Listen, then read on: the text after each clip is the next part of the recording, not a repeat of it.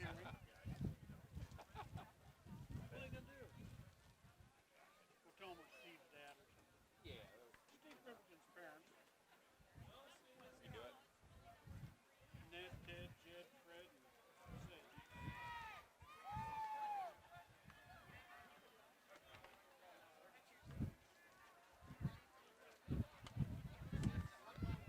Hey, Laura, you hold this for me a minute? First, we got Scott Anderson.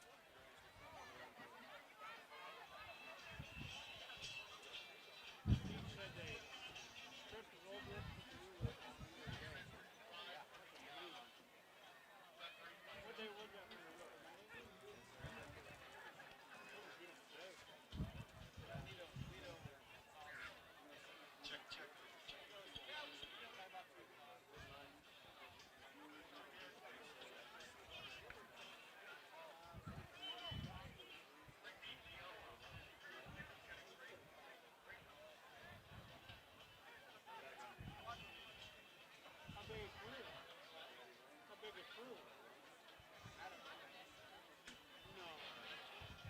No.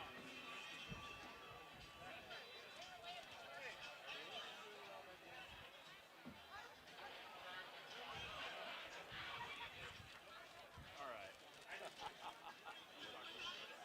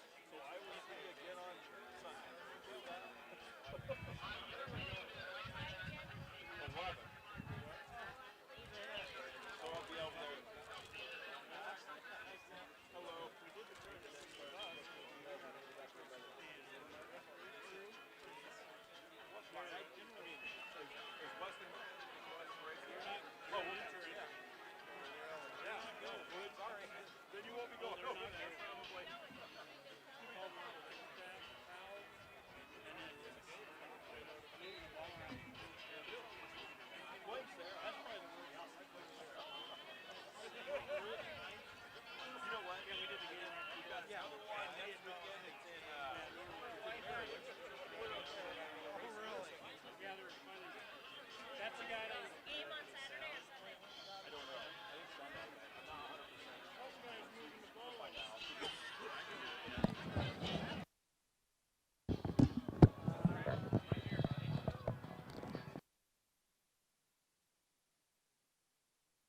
On the offensive side, look for him to be a playmaker all over the field.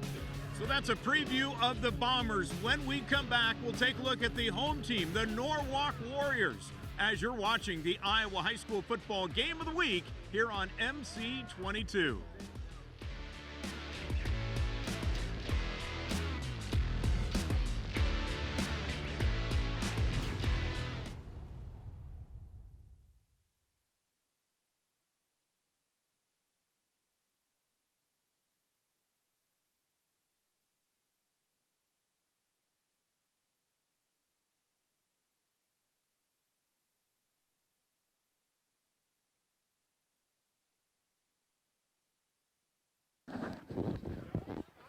What a beautiful night for Iowa High School football in week number 8 here in Minard Field in Norwalk, as it's the Warriors taking on the Ballard Bombers. Justin, when we look at Norwalk, here's a team that really has a lot of potential here. Ranked 6th.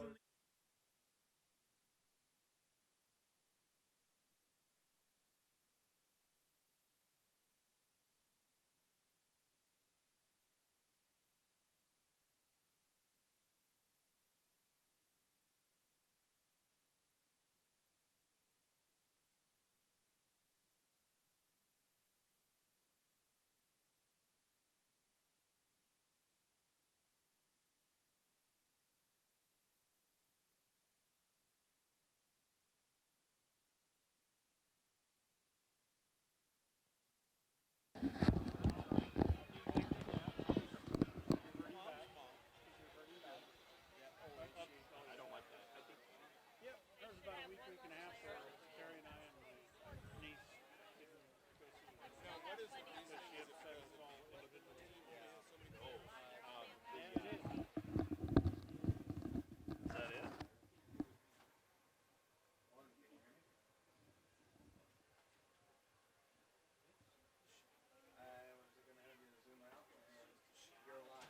Steve, you ready?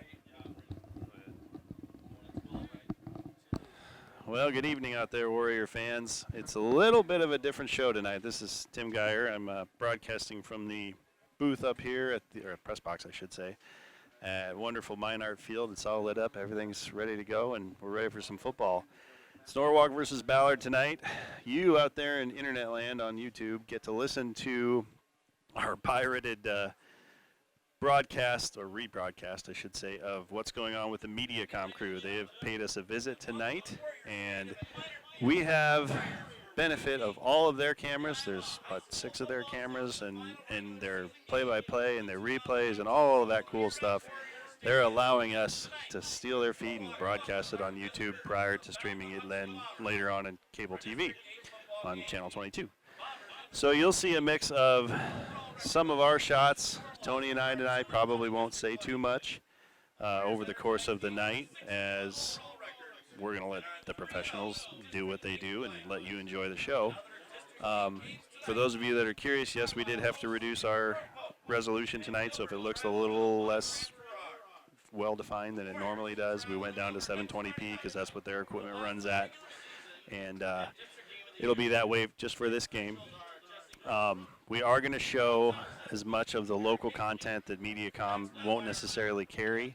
The feed that we get is not the same feed that goes out over the cable TV channels. So just so you know, we'll have halftime stuff. We missed the pregame already, and we'll have replays and things, but they won't necessarily continuously talk through the entire game like, let's say, Tony and I would.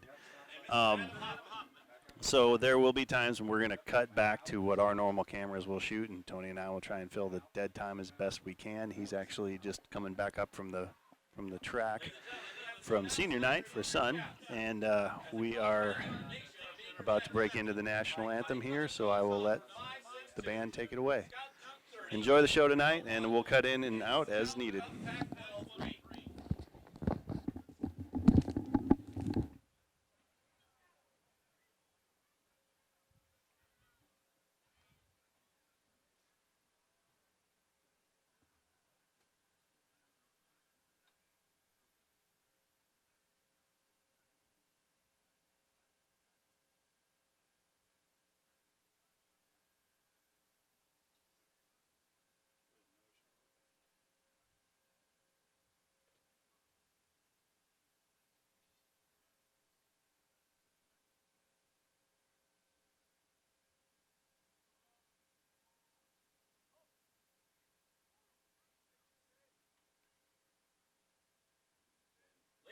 gentlemen, we honor our nation and the service men and women around the world who serve our country with the playing of our national anthem.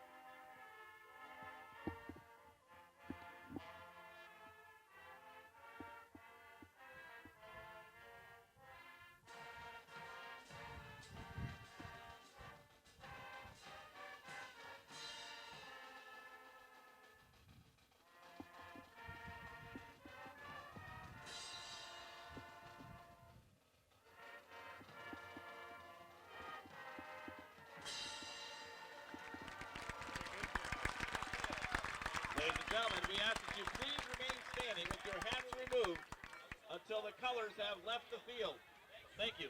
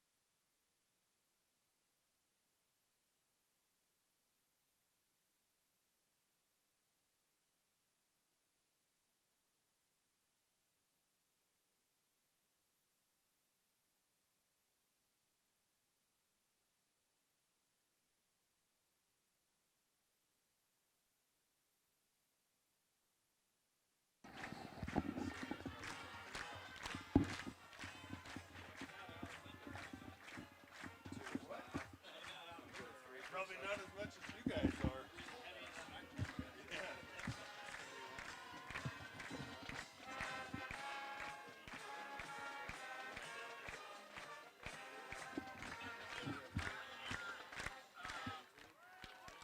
Ladies and gentlemen, your Norwalk Warriors 8th grade marching band. Be sure to stick around. We'll have a halftime performance for tonight's game.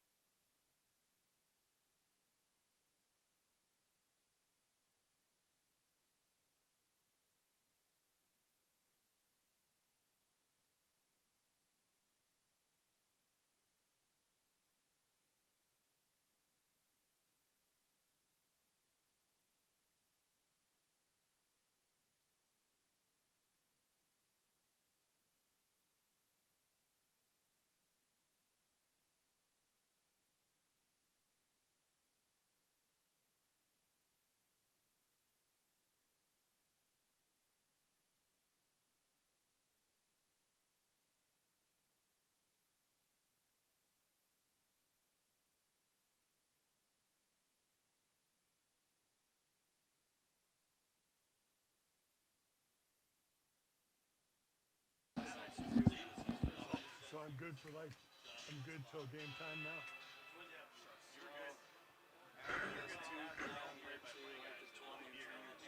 We'll hear them.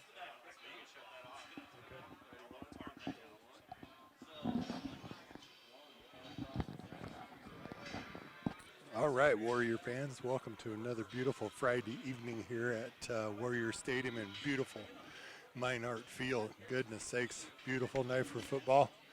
The weather today has just been a gorgeous day. You couldn't ask for any better. Right now it's still 64 degrees. Much like last week, though, we're going to have the problems with the wind. We'll see how much that affects Zach Marker tonight and Coach Patterson and Coach Rampton with the play calling. But wind right now is out of the south at 21 miles an hour, blowing. It's southeasterly, so it's playing a little bit of havoc. The flag is blowing all over down here in the south end zone. But going to be a great evening for football. We have the pleasure tonight of having our game through MediaCom, so you don't have to put up with me all night, otherwise known as vocal chocolate. So I'm going to miss that, but still going to be here, fill in every now and then when I can. So I want to welcome you tonight and week 8 of the Iowa high school football season and the final regular game season here at the stadium tonight. So dang it, hate to see that come to an end already. Seems like just a couple weeks ago we were starting the season off and hot. And so we've had the whole weather gambit of everything this year so far. But Norwalk plays Ballard tonight, the Ballard Bombers, and they come into the game this evening with 3 wins, 4 losses, 2-1 though in district play, so they are still a contender. Warriors tonight are 6-1 overall and 3-0 in district play, so they're looking pretty good for the playoff scenario. See how that shakes out with everything else with other games tonight. We have Carlisle host North Polk, and Gilbert travels to Bondurant Farrar. So got some pretty heavy games going on tonight. So can't wait to see how all that turns out for us tonight.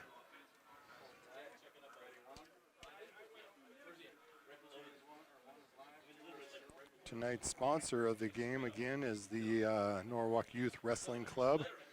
And so we want a big shout out from them and a reminder that all 6 of last year's high school state qualifiers were actually once participants in the Norwalk Youth Wrestling Club, which is for all the way from pre-K to 8th grade students. So never too young to get your child into the wrestling program here at Norwalk. Just like everything else we have developed over the years, an incredible football program, wrestling program, basketball program, track program, volleyball, soccer, you name it. Norwalk is on the map with all the sports. So get your young ones involved early, let them see what they like, what they don't like, and I'm always a proponent of playing all sports. Don't just lock into one, play them all, because every sport helps the other sport. So all right, excited tonight. And we're going to get switched over and let the big boys start calling this stuff. Brought to you by Carl Chevrolet. And for the Bombers, what do they need to do here?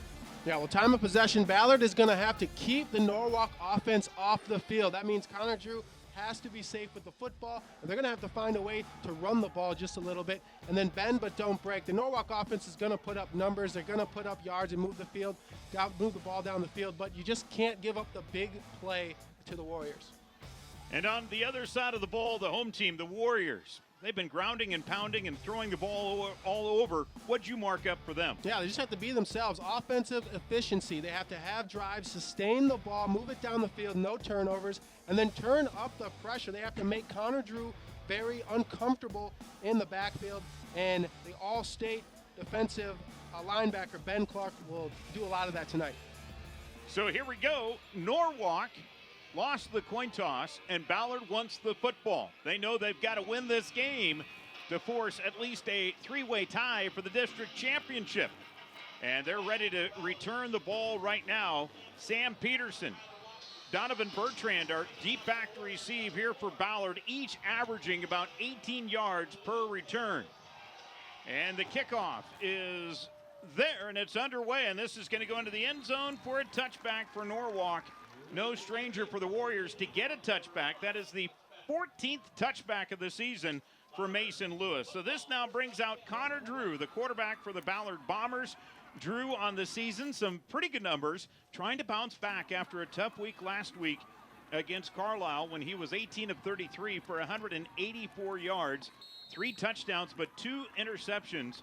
And this is a Ballard team, as we mentioned at the outset, that turned the ball over 5 times last week against Carlisle in critical situations and still had a chance to win it. They'll run out of the gun, twin set to each side. Drew, standing at 6'6", 210 pounds, is going to hand it off on the inside handoff. And look at Ballard stretching the field with Mason Murphy as he takes it ahead for a gain of 11. Let's take a look at the starting lineup for the Bombers. With up front with Krogh, the left tackle, then Earsman, Hennick, Davidson, the right guard, Riley Neal, your right tackle. In the backfield, you've got Hartsook, Herman, the running back, then your receivers with Edwards, Peterson, and Eiley. Yeah, Mason, just a little jet sweep to Murphy on that last one. Get some positive yards, but Norwalk's defense showing you why they're one of the toughest in 3A. Now they'll do the quick pitch out, and this is Sam Peterson trying to find the running lanes, and he does up to the 40-yard line. That's right near the marker. Let's take a look at Norwalk defensively, as that was Grant Larson with the tackle in the secondary. He's joined back there with Caden Schmidt, Ethan Vederick, and Scott Anderson. The defensive lineman, Devin Pollard, then Stockwell Robertson. Your linebackers with Clark, Klin, King, and Gerhardt. Maybe the best group in Class 3A. We'll see. 2nd and inches here for the Ballard Bombers. Trips to the bottom of your screen. Just getting things started, and a straight ahead handoff, and Ballard will get the first down as Blaine Herman picks up the first down as he crosses the 40-yard line, tackle there by Cooper Evans. Now this is exactly what Ballard wants to do. Get some possession out there, get that clock running, keep Norwalk off the field.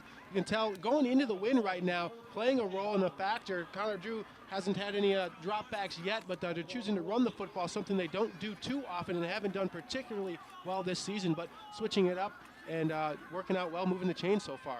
Drew leads the team in rushing. The quarterback does at 204 yards on the season. He's going to keep it here. And the convoy up front will give him 5 yards as he crosses the 45-yard line. He's been averaging just over 2.4 per carry. Brought down there by Ethan Stockwell. Yeah, when you're as big as Drew is, I mean, a quarterback sneak can be an offensive weapon. Hard to bring down, takes multiple guys. So great gain there for the quarterback sneak. Last week, 3 interceptions Norwalk forced against Bondurant Farrar, and also recovered 2 fumbles. So they can ball hawk it, can Norwalk defensively. Drew drops back, pressures on, and this is going to be incomplete, but a penalty flag out. We may see pass interference here as Drew was trying to connect with the number 4 receiver in 3A, Nick Edwards. Grayson Neller was in coverage. Yeah, it's a little box route there by Ballard, and just a little bit too physical right there, right before the ball got there. Tight coverage, good coverage.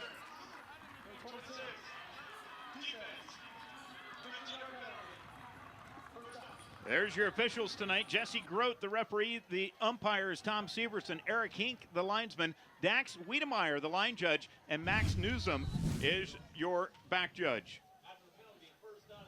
And it appeared that he was a little early trying to defend Edwards. So here we go. 1st and 10 from the 40 of Norwalk. A little throwback, and that's going to be deflected incomplete. The intended target was Sam Peterson. Yeah, Connor Drew looking to his go-to receiver, Peterson, across the middle on just a shallow cross. Also had his running back, Blaine Herman, on a little flat route, wide open. The linebackers chose to stay in the middle there and were really alerted by Peterson. I mean, how could you not? One of the top receivers for their team. But look for Drew to maybe dump that off next time if the coaches can see that they're having some success with having an open running back in the flat. So here we go on 2nd and 10. They're going to put Peterson in motion. They hand it off. Well, Drew's going to keep it himself. The quarterback's got it. The first down and more as he crosses the 25. And will be there for a big gain of 15 yards as he's finally brought down by Scott Anderson. Yeah, great read there by Connor Drew. A great block by Sam Peterson. And he was able to free that up. Drew was able to bounce it outside. Great job by the receiver working upfield. Not just a pass catcher, but just finding a way to make his team better. This is a Ballard team that hasn't had a play yet go over 32 yards this season. That's their longest play from scrimmage. Now in 1st and 10, Drew's going to roll out, throws towards the end zone, has a man, and it's over his head, incomplete. Had Murphy wide open, but just overshot him. Yeah, Murphy on a wheel route. They were able to catch the cornerback looking in the backfield on this rollout, and Connor Drew just a little bit too far.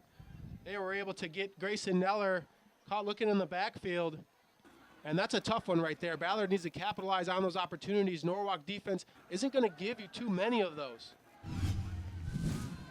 So it'll be 2nd and 10 from the 24-yard line. Twin set to each side, and they're going to do the quick pitch. This is going to be Peterson. He jets to the outside, has the first down and more as he crosses the 10-yard line and is brought down at the 7. Scott Anderson on the tackle, but a huge game for Peterson of 17 yards. Yeah, Ballard moving the ball down the field at will right now, showing off their offensive ability and some of the reason why they've had so many close games against great competition, and why just even despite their 3-4 record, that they can move the ball in the field against one of the best defenses in 3A. Twin set to the bottom of your screen. That's Herman in the backfield. They hand it off to Peterson, and he's caught up in traffic. That play was just blown up by Tyler Gearhart, the linebacker, and will bring up 2nd and goal. Yeah, the senior Gearhart able to swallow that one up. Ballard overall doing a great job on the run, something that they're not accustomed to this season, but maybe catching Norwalk off guard a little bit. And of course, as we mentioned in the pregame, this wind, Ballard's going right into it, a heavy, strong wind, so they're definitely going to the ground game. Key to the game, putting together long drives. Drew to the end zone, and it's over the head of Murphy again as he was trying to target him. It's going to bring up 3rd and goal now here for Ballard. And when we talked to their head coach, co-head coaches, Corey Vespestead and then also Kyle Howard, they both said they want to put together long drives. This is a tandem head coaching position. 12th play of the drive coming up, and they're going to try to capitalize here because I'm not so sure if you don't go for it here on 4th down, Justin, because of the wind and how much trouble it's blowing right into the face of Connor Drew, the quarterback. Yeah, they'll definitely have to go for it on 4th down in a short situation, and it would be huge for Ballard to get a touchdown. Drew with some pressure on is going to be sacked, dropped back at the 20. A loss of 10 on the play. Coming in was Ethan Stockwell. It's 4th down, and Ballard is bringing their field goal unit out onto the field. Yeah, Ethan Stockwell, a huge play, a drive-saving play for Stockwell, the senior. That's his 6th tackle for the loss of the season, and none bigger than that one. So Obi Soash will come on to try to kick what appears to be a 37-yard field goal. On the season, he has yet to attempt one. This is up, and it is short. No good. That wind just knocked it down. Yeah, looked like it had the leg. Soash kicked it well, had the distance at first, but then once that wind grabbed a hold of it, you could see exactly what's going on, and that ball just dropped out of the sky. So Norwalk taking advantage of that, and now the offense comes on the field. Not as loose as they probably were had it been a shorter drive, and that's why it's important for Ballard to have those sustained drives. Look at the wind, just knocked this thing down. Are we at Candlestick in San Francisco? Watch this. That should have been good from 50, and the wind just knocked it down. So now Norwalk is going to take over 1st and 10 from their own 20. Here's their senior quarterback, Zach Marker. Last week threw for 216 yards, also had 127 yards rushing. He's going to go back with a play-action pass as a man deep, and it's going to be underthrown, but not really going for that ball was one of his favorite targets in Chase McKinney. I don't know if McKinney lost in the lights or not, but it'll bring up 2nd and 10. Let's take a look at Norwalk starters offensively as up front with Hester, Greenslet, Jones, Leak, and Black. The quarterback, Zach Marker, last year a wide receiver. This year, quarterback. Your running back, Dante Manuel. Receivers with Dawson, Carlson, McKinney, and Nick Marker, the younger brother of Zach, the quarterback. Now they're going to hand it off, and Ballard is looking to swallow, and they do. They brought the running back, Manuel, down after a yard gain by Riley Davidson. And let's see who's joining Davidson in that starting lineup. Up front with Krogh, Waka, Davidson, Harmeyer. The linebackers, Askelson, Salasic, and Finch. in the secondary with Murphy, Peterson, Watson, and also Connor Finch. So 3rd and 9 here for Norwalk. This is where Marker trying to gain his own here. He looks to stretch it out, will keep the ball himself, and he's brought down after about a 3-yard gain. And it's a 3 and out for the Norwalk Warriors. Yeah, tough possession there for Norwalk. They're trying to use the wind to their advantage. You have to take advantage of it and let it air out, and that's what they tried to do on that first play, but unfortunately incompletion there. But now this is a chance for Marker, who's the quarterback and also the punter, to use this wind to your advantage and boom one, and hopefully set up, poor field possession if you're Norwalk for Ballard, and vice versa. For Ballard, you hope that he's not able to use that win and maybe get something that's a poor punt, but also look out for the fake pass run option here for Marker as well throughout the game. Yeah, he's averaging about 40 yards per punt. This one's going to go to the 30. That's where Peterson's going to pick up. There's a penalty flag down, and I think it's going to be an illegal block right at about the 35 called against Ballard. A punt of 47 yards, a 13-yard return, so it's a net 34, but Ballard is going to be backed up here. Yeah, tough penalty here. You're going to get even worse field position, but great punt there for Marker. I mean, you can really use that as a weapon and get some hidden yards through great punts like that. That's Jesse Grote, Boone native, on the mic here tonight, your referee. Watch number 8 here.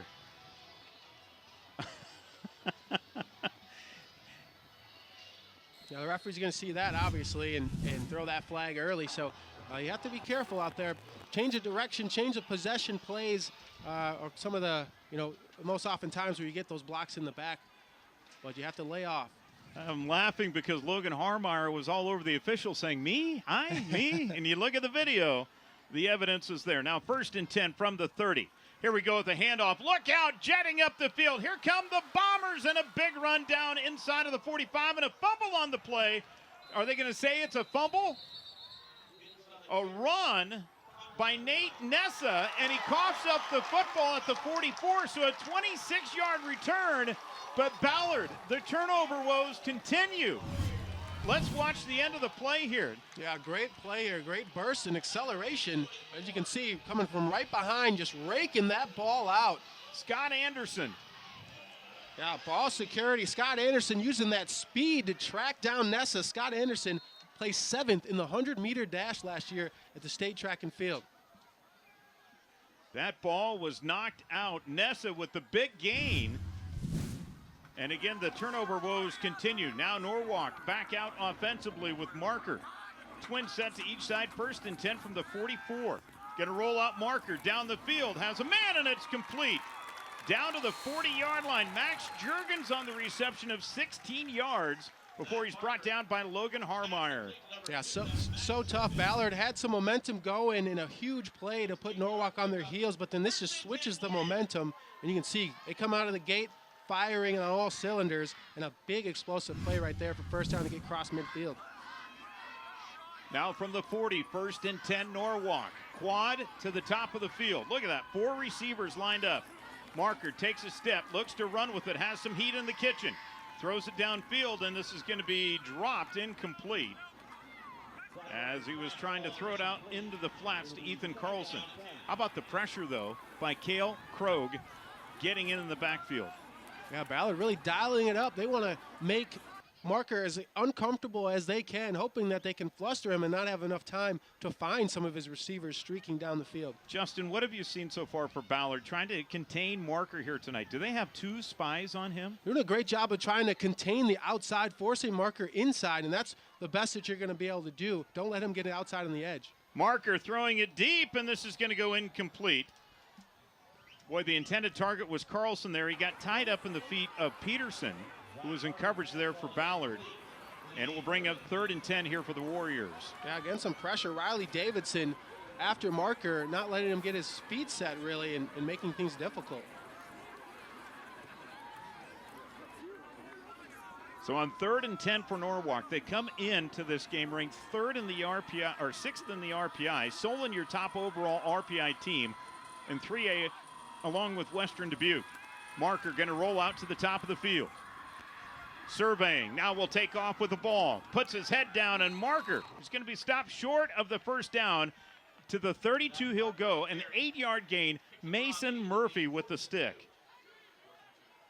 Yeah, so far, Ballard's defensive backs doing a really good job. Mason Murphy, Sam Peterson, Connor Finch, and Kyler Watson back there in the secondary. Really step for step with these fast and quick receivers that have really done damage all season long. Norwalk going to go for it here on 4th and 2. Need to go to the 30 to pick up the first. Marker takes the snap. He's going to hand it off to the running back who will get the first down in Manuel. He crosses the 30 to the 27. He picked up 5 yards on the play before he was tackled there by Connor Finch and Nicholas Waka. And it looks like we have an injured bomber down on the field. And that is going to be Mason Murphy for Ballard. Yeah, they could ill afford to lose Mason Murphy. Hopefully it's nothing serious. He's one of their top 3 tacklers on the defense, even though he's a cornerback. But he's a really consistent defensive player, and one of the reasons why Marker hasn't been able to find some receivers downfield. Yeah, big 4th down play there. We talked a lot about Zach Marker, being a really good run threat. Not bad to have a running back that averages 7.4 yards a carry to hand it off to on 4th down. Logan Black, 6'4", 270, was pushing on Mason, blocking him downfield, where Mason's legs, as you saw in the video there, got tangled up amongst his own teammates on the pile. And that's generally where that happens, right? Yeah, a lot of bodies in the middle, legs, and when people fall down, you get arms and big bodies like linemen rolling up, and that's usually kind of the tough area right there. That's why you see a lot of linemen with leg braces just to try to combat anything like that. But obviously cornerbacks don't wear them, so when they get caught in the middle, it can usually end up kind of gruesome. But hopefully he's okay. 1st and 10 from the 27 of Ballard. Norwalk, their 3rd possession of the game. Marker with the toss to Manuel. He's going to jet to the outside, has the first down and more. Manuel inside of the 15 and down near the 10. How about that run on the toss sweep? Yeah, great job again out on the edge for the receivers, clearing the way for Dante Manuel. Just on a simple sweep, but a lot of room there because every man accounted for. And Norwalk's knocking on the door right now. This would be a kind of a bend but don't break situation for Ballard, something they talked about. They're fine giving up the yards. It's just the touchdowns that they want to limit. 17-yard gain the last play. Marker gets it, and he is attacked. Wow. Getting in there in a hurry was Nick Waka. What a job up the middle. Yeah, just bursted right through that line of scrimmage, getting to Marker before he could even get started. You can see right there. A great job. Waka, just a sophomore, and making his presence felt.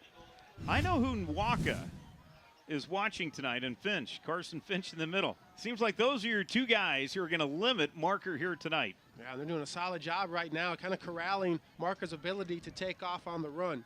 2nd and goal for Norwalk. After the loss on the play from the 13, Marker, pump fakes, now he's going to take off, throws it to the end zone, and it's caught! Touchdown! Ethan Carlson from 13 yards out, and Norwalk strikes first. Yeah, Ethan Carlson showing why he's number 7 in all the 3A in reception touchdowns. He's going to pick up a good one here, and it's tough for any defensive back to kind of cover for that long. Marker able to roll out and just find his go-to receiver. 8th touchdown on the season for Carlson.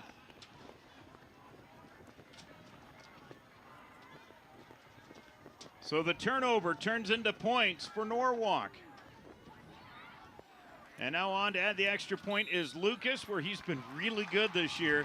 Nails that one. It's a 7-0 Norwalk lead with 3:03 to play here in the opening quarter. We've got fireworks, District 8 in Class 3A here on MC22.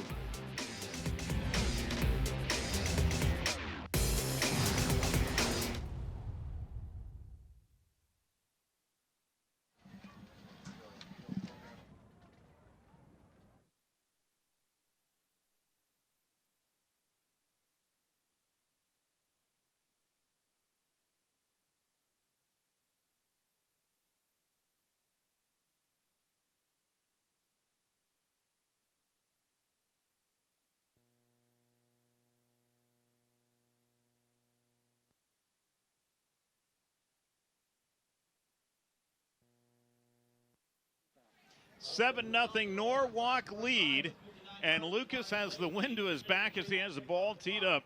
Norwalk, a 13-yard touchdown pass from Zach Marker to Ethan Carlson. So here we go. Scoring play, 8 plays, 56 yards.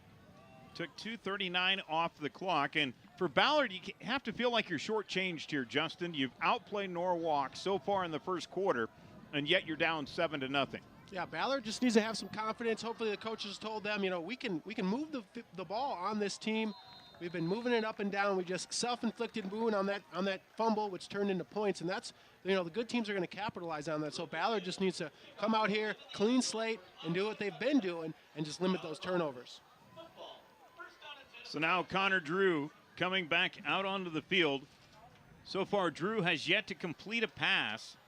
He's ran the ball 3 times for 10 yards here tonight.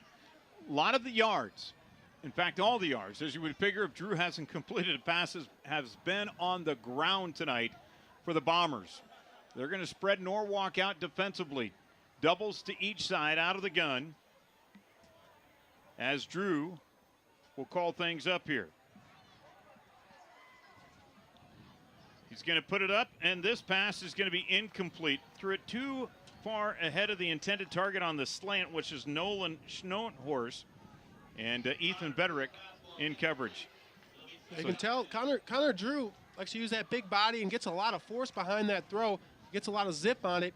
And what they need to do, I mean, they're going into the wind, and that was a good to try to throw something short, maybe some screens for Ballard while they're going against the wind here. It is tough, but they've had some success in the run. They look for Connor Drew to maybe go to some shorter passes so that way they're not dealing with that headwind so often. That's Peterson in motion.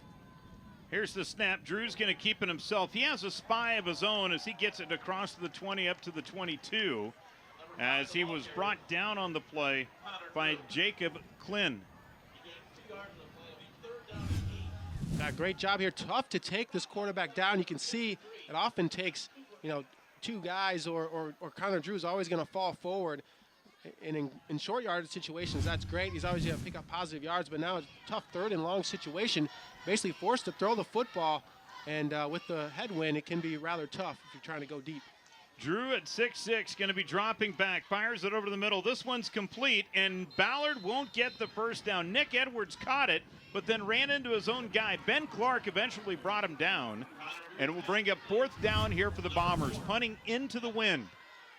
Yeah, Ben Clark just waiting over the middle there. Coming with the big hit. We talked about him earlier in the game. Clark, one of the top tacklers in all of 3A football, over 40 this season alone. So Ballard gets him up to the line of scrimmage, and a timeout going to be taken by Norwalk. They're looking to bring their power package in to go for it, faced with a 4th and about a yard. And a timeout going to be taken here by Norwalk. So Coach Paul Patterson wanted to really look at this and say, hey, this is a big play here. If we look at the District 8 standings, you see Norwalk at 3-0. Then you have Ballard and Carlisle, 2-1. Ballard beats Norwalk tonight. Each team, or 3 teams, would have 1 loss. Then Bondurant, Farrar, North Polk, and Gilbert. So if you had a 3-way tie for first, there is a chance that all 3 would make it into the postseason since they tied for the district championship. If Ballard would happen to win tonight and everybody wins next week, what chaos that is. Yeah, it shakes things up, that's for sure. Norwalk, obviously a team that's one of the best in 3A, and if Ballard can prove themselves with a victory tonight, they belong in the conversation as well. Tough district, and if all 3 tie, that just goes to show that it's one of the top ones in all of the class. Coach Patterson telling his team, don't jump. Here we go, 4th and a yard. Power package in. As they bring a big lineman, Riley Davidson, in as the fullback. And here's Drew. He pushes, and he's not going to get there. Norwalk is going to take over inside of the 30. Wow, Drew was stood up at the line of scrimmage, and then Peterson came in to try to push him, or Davidson did. And take a look at this. Clark was the disruptor on the play for Norwalk. Yeah, all-state selection in 2018. Clark shows why it wasn't wise for a quarterback sneak. Obviously, if it works out, that would have been a great call, but just stood up right there on the play. Norwalk's defense in the front three. Norwalk usually a 3-4, but those D tackles and nose tackles and D ends, Devin Pollard, Ethan Stockwell, Tyler Robertson, just getting lower than the Ballard offensive line. And when you get lower, you're gonna push that offensive line back. Justin, I know there are people who may second guess that, but you're punting into a stiff wind. Why not? Yeah. Here's Marker, fake to nobody, and then makes positive yardage as he goes to the 27-yard line. So a gain of a couple on the play before he's brought down by Cale Krogh and Riley Davidson. Yeah, a little miscommunication there on the play fake, it looked like. But hey, Marker's a talented athlete, good enough to get that ball going forward. Obviously, Dante Manuel thought he was going to go right, and Marker went left. But hey, when you do that, sometimes you can fake out the defense too. Boy, that just makes you feel kind of all alone, doesn't it? Twin set, now the motion up to trips to the top. Marker pump fakes, takes off with it, makes a man miss. He's inside of the 20, 15 to the 10. What a stutter step at the 5, and he's knocked down at the 1. Boy, he got punished on the tackle, but a huge gain. Davidson on the stop, but a pickup of 25 yards for Zach Marker. Yeah, explosive play there. Watch the juke right here. Leaves the opponents in their dust and then takes it himself. You can see why they just love to give the ball to Zach Marker. He makes great decisions on the play fakes. And how about Riley Davidson? I know this was an explosive play, but he came all the way from a D tackle position running the quarterback down there. Close to targeting. He put his head down. Now 1st and goal to go. Naked backfield. Marker underneath center is going to take it, and he'll get into the end zone. Touchdown, Norwalk, as they take a 13-0 lead, the 12th rushing touchdown of the season for Marker, and puts Norwalk up 13-0. The wind at their back has been such an ally here in the first quarter, especially late. Yeah, and both times you got the turnover on downs here, and then the last time Norwalk scored, it was off of a fumble from the running back. So both times being able to score points off of turnovers, and Ballard now in a deep hole, but you know their offense has been doing a good job running the football. Just if they can get some passing going, some chemistry there, maybe they can put some points up. Norwalk can win the district championship here tonight, as this extra point is up and good. And it capped off a 3-play, 29-yard drive that took just 50 seconds off the clock. Ballard wanting to get out of the opening quarter with just 54 seconds left. And with that stiff breeze blowing out of the southeast, makes a huge difference. Yeah, that's why Ballard really wanted to have some ball control to take time off the clock. Norwalk can score quick, but they can never score if the offense is on the sideline. So a short drive, which went for it on 4th down, didn't get it, gives Norwalk the ball back, great field position, and Nick Marker is electric with the football. It's his 26th total touchdown on the season, and he's top 10 in 3A when it comes to rushing and passing yards together, so he can make it happen. So Marcus already, or Mason Lucas, excuse me, with already 2 touchbacks in this game. And the wind at his back for another here. Chances are really good for this weapon here. And in fact, he leads all of Class 3A in touchbacks this season. And it's going to be added on to. What a weapon. 14-0 lead, and I'm sure there's effort on these kickoffs, but probably not a whole lot with that wind sailing that football right now. Yeah, it's a stiff wind, and you can see it, and that's why Norwalk has done a good job of throwing the football right now with that wind, the tailwind, and Ballard trying to go to a run, which is not their strong suit, but you know what they can also do, a little bit of time, but Ballard, hopefully they can put together some runs here, because you're in danger of Norwalk being able to get the ball back, maybe use timeouts, and force them to punt into the win again. On the season, they have less, and I mean this, they have less than 500 yards rushing on the season coming into the game tonight. That's wild entering week number 8. Yeah, they like it best, you know, when Connor Drew is sitting back there using his big frame to survey the field and just, you know, letting it fly to Nick Edwards and Sam Peterson. But with this headwind, it's just difficult. Sometimes coaches, to get a long play into the wind, you try to do something like a quick fade so the ball's not in the air as long. But as long as you have the receivers to get behind the D-backs quick, you can turn a short pass into something long.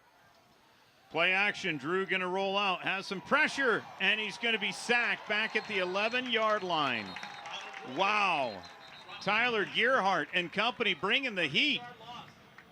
And it stops the clock with 6 seconds to play in the quarter as Norwalk burns another timeout here. Yeah, it's you know, they want them to punt into the wind, and they want a situation where they can't really throw the ball into the wind. So Norwalk, you know, doing a good job. They're fine with burning their timeouts in this first quarter. They know that they're going to have the wind going against them in the second quarter if they don't get the ball back before then. And right now, a 14-point lead with the team wondering what sort of buzzsaw they've run into after, boy, a great start, though, by Ballard offensively, but they came up short with points on a missed 37-yard field goal. Yeah, they had an opportunity. Looked like they were going to go in to score a touchdown, ended up going with the field goal. You have to kick into the wind, and we saw the wind just grab it and throw it down because it's so strong. And now Norwalk just feeding off of those turnovers and gaining momentum. And you can see the offense, they come out of the field after that fumble, they come down the field, score. Then the defense stops Ballard on fourth down.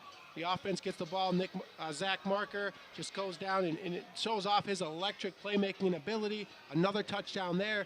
And before you know it, Ballard's down 14-0 when it could be at least 7-14 right now in this game. 6 seconds to go in the quarter. Drew puts a man in motion. Going to roll back. Third and very long. And let's see if they call for a timeout, and they do. Boy, Herman maybe gained a couple of yards on that play. Or I beg your pardon, on the carry for Ballard was Nate Nessa. And this is the final timeout by Norwalk here in the quarter with 9/10 of a second left. Justin, this is like either a positive 15-yard wind if you got it at your back or a negative 15 if you got it at your face easily. Could be even more. I mean, it's really stiff out of the southeast. Yeah, the coaches on defense like to call the sideline the 12th man. Well, if that's the case, then the wind is at least a 13th man out there because it's a playmaker. When you're going against it, if you're punting or throwing, I mean, it stifles you. And if you're with it and you're going with it, it can really help you out a lot. So Norwalk, they're not going to have, when they get the ball back, they're not going to have the wind with them, but this punt is going to be going against it. So they're going to get some really good field position unless Ballard decides to do one of those rollout rugby punts where they can just kind of do a line drive and let it roll. It's probably their best bet. But in pregame, we saw Connor Drew. He's your typical punter that likes to just drop kick it. But we'll see what they choose to do. Averaging about 33 yards per punt. And on the return for Norwalk is Scott Anderson. He's standing at the 44. Here's Drew, and the punt. It's up into the wind. It'll be held up. And Peterson fumbled it, but got on top of it right away at the 43-yard line. So a 29-yard punt to end the opening quarter. Now the teams are switching sides. We'll see if Ballard will get help out of this, trying to create some turnovers. It cost them the first points of the game right here on this turnover. Second quarter when we return.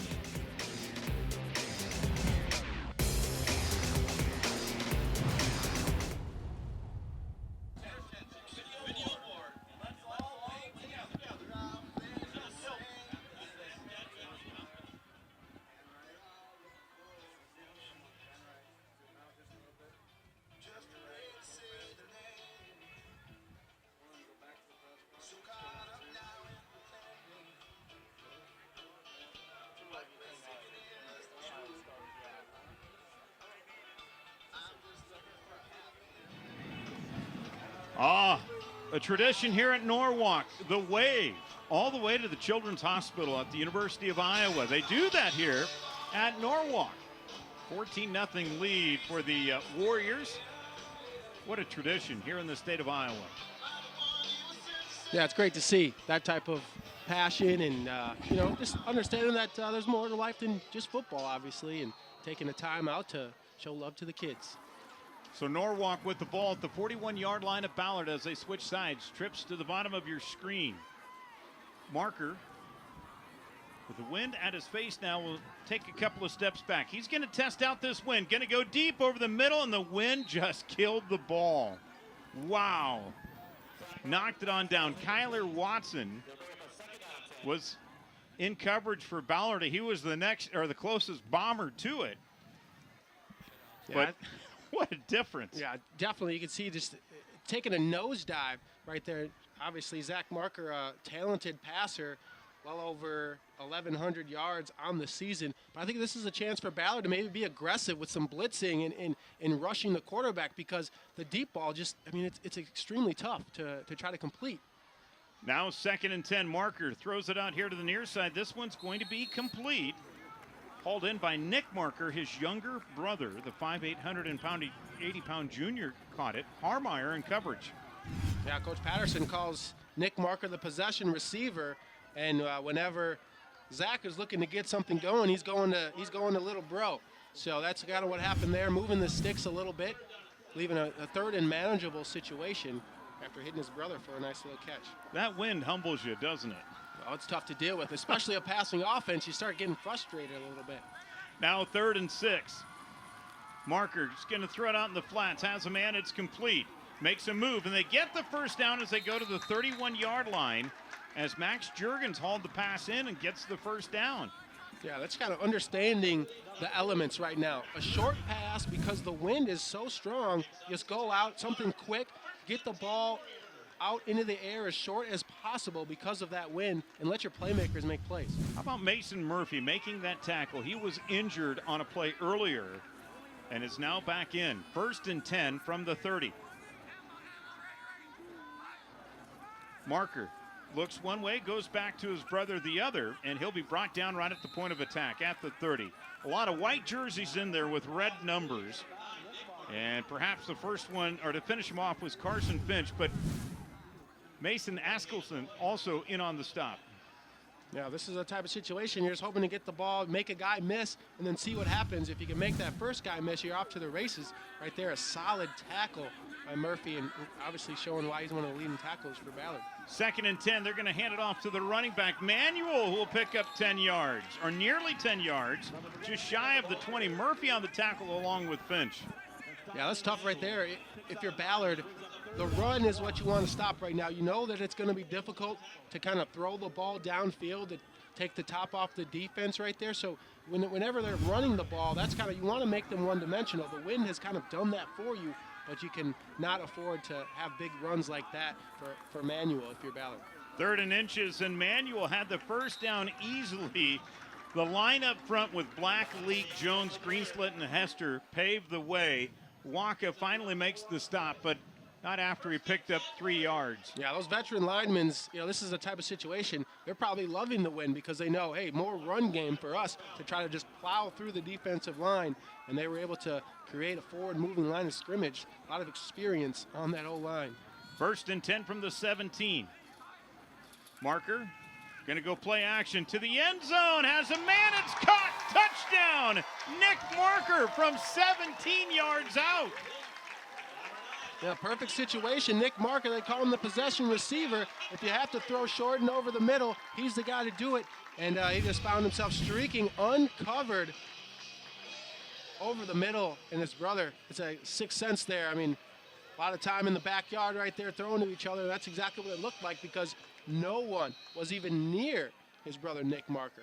First touchdown reception of the season for Nick Marker. Now Lucas on to add the extra point. Norwalk starting to run away here with 9:20 to play in the first half. And the extra point is up, and this is good. Just got inside of the upright by Lucas. Caps off a 7-play, 41-yard drive. And Lucas now is 20 of 21 on the season on extra points. Yeah, Norwalk doing a solid job just methodically moving the ball down the field. Short passes can be used just like runs. You can see the offensive line and a pancake block there. Logan Black, the left tackle, freeing up space for his quarterback.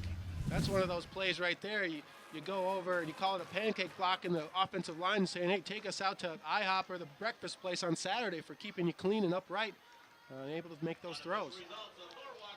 So 21-20, Norwalk with the advantage over Ballard. So they've proven you can score against this wind as the field runs from the north to the south, and it's that wind out of the south. But Ballard finally gets the wind at their back. They need to find some wind underneath their sails. They have not had a game where they've gotten trounced yet this season, but Norwalk with a 21-0 lead here. And Peterson will take it from his own 7 to the 20. Peterson up to about the 30-yard line. Good starting field position after a 23-yard return. And here comes the Bomber offense again. Yeah, good time to take advantage of this win. You know, something that kind of amazed me to start with on that first drive where Ballard had success. You could see that the quarterback, Connor Drew, had the arm strength to even overthrow his receivers heading into the wind. So look for him to maybe use a little bit more touch, but definitely air it out. It seems like the receivers can get behind the Norwalk D-backs, just a matter of if or when they can get those completions and get some of that chemistry. 1st and 10. Drew going to keep it himself, and he runs into his own right tackle. And Connor Drew brought down at the point of attack. Boy, Norwalk defensively stood him up. And they bring him down with Tyler Gearhart.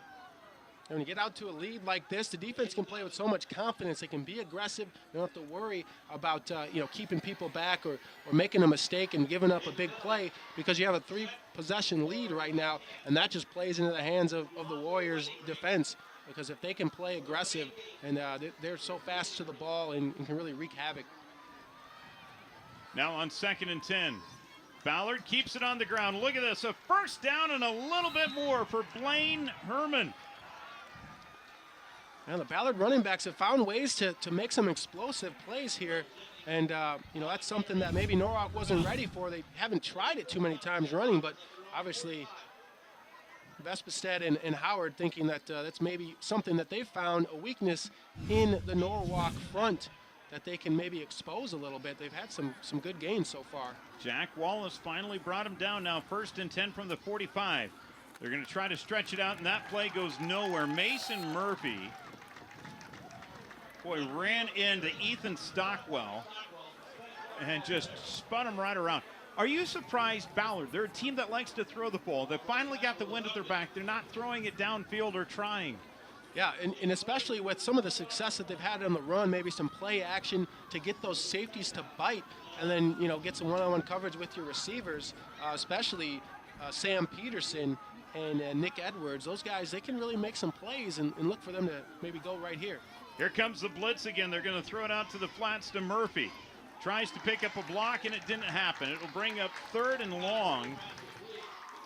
Ben Clark on the stop. Well, one thing we know, Norwalk is bringing the heat a lot. Yeah, they're trying to find ways to get the ball out of Drew's hands quickly. You like to see some more downfield attempps, and obviously with 3rd and long, now you're kind of one-dimensional, and the D-backs can kind of just play the sticks, just not allow anything behind them, behind that 11-yard marker, so that way they're forced to, have a 4th down situation. Here comes the heat again. Drew going to roll out. It's going to take off with it. There's a penalty flag thrown as the ball is caught inside of the 45, but this one's going to be coming back. There was a huge hold on the right side. As we said, 7 people were crashing in or coming in. Let's see what happens here. Here's Jesse Groth.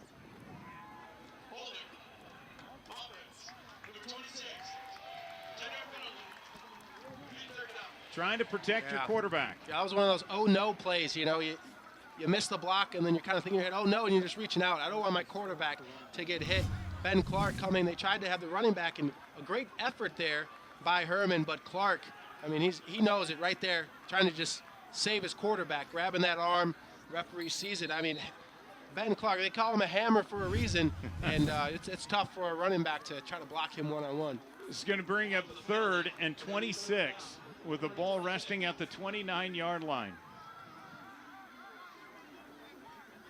Norwalk has blitzed on almost every down after that opening possession. Now they're going to go with a 3-man rush. Drew looking to set up, still has pressure. Throws it downfield, and this is going to go incomplete. That's exactly what Norwalk wanted to do, is pressure Drew and make him feel uncomfortable. And this is exactly what they're doing. Patterson, the head coach, really wanted to dial up the pressure. And when you have a 21-0 lead, it's even easier. You don't even have to worry about, dropping people back. You want to get that quarterback as quick as possible. We ended up.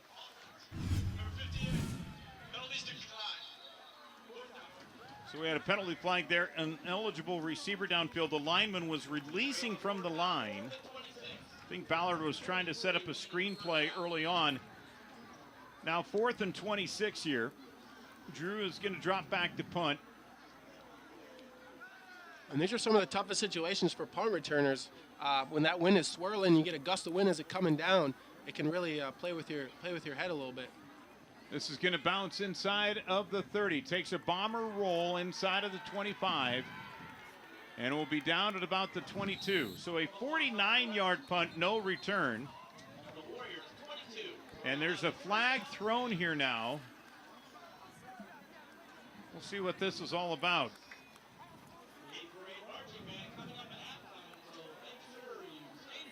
And looks like it's going to be against Norwalk, but let's see the official call here.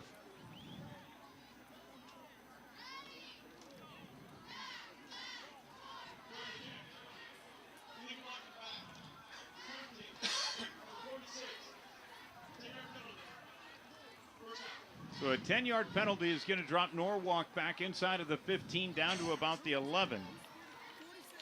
So that's where they're going to start this drive with 6:10 to play here in the first half.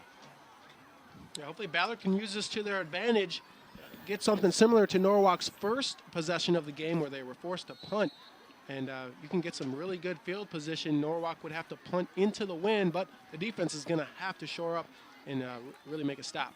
A lot of Zach Marker potentially on this drive as Marker goes to near the 15-yard line before he's upended by Peterson. It'll bring up 2nd down after that 4-yard gain. Yeah, it's going to take multiple Bomber defenders to really corral Marker, as we saw some of his playmaking ability on that big run that set up a touchdown in the first quarter. Look for more of that from the Bombers if they're going to get the ball back in some good field position. He'll drop back to pass. Looks one way, goes back the other. Now reverses course here. Pump fakes, gets a guy to get up in the air and will get the first down. What a play there by Zach Marker. Yeah, showing his capability with his legs there once again. And there's a flag on the play. A lot of time back there for Marker. Let's see what this is all about. But it's coming from the back judge.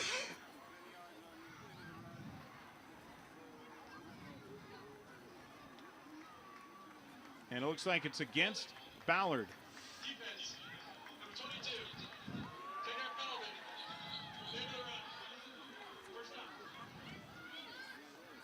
Tough play there for the defense. Sometimes when you're forced to cover a receiver for that long, you tend to end up having some pulling and grabbing, and it looks like that's what happened there. Connor Finch called with the hold, but a great job by Marker to make something out of nothing. From the 32, this is Manuel on the carry, and what a load up front. Boy, he had a wedge blocking, and Manuel just follows it. Yeah, follow those big bodies right there up front. Norwalk just rolling with steam right now. You can see the hole. I mean, he was able to get some positive yards there. Not touched until he was about 2 yards past the line of scrimmage. And that's what running backs like to see. You know what I like about watching these two teams? There's not a lot of players that are playing both ways. They've got great numbers on their roster out, in particular for Norwalk. There's not one player who plays both ways, and now it's paying dividends for them. Look at Marker making some moves, but he ends up going nowhere. Brought down on the play by Logan Harmeyer, the free safety. Yeah, Norwalk has a great number of players coming out to their program year in and year out, and that's something that with a coach like Patterson, coaching for the last 20 years, has really instilled that and made the game fun. for these players. I mean, they do things in the off season. They go to each other's houses during the week and just really, make it something more than just on the football field and practice. And you kind of build a lot of camaraderie that way.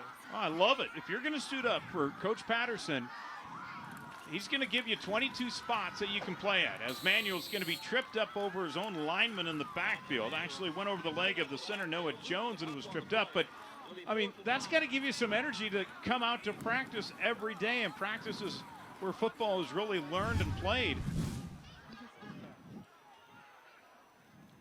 Well, right there, just tripped up by his own guy, running into the back of his offensive lineman, Noah Jones. Jones doing a good job of blocking this guy, but the running back just not able to get around him, Manuel. Now 4th and 4. Marker. Again, he'll rugby punt it. Now looks to pass, throws it downfield, tries to find a man, and it's caught! First down and more as he connects. How about that on the reception with Grant Larson? But there is a flag down right at the 39-yard line. And this could be a legal man downfield. Sometimes with this punt situation, when they roll out, if you're too far downfield and you throw it, they're not going to let you go downfield past 5 yards.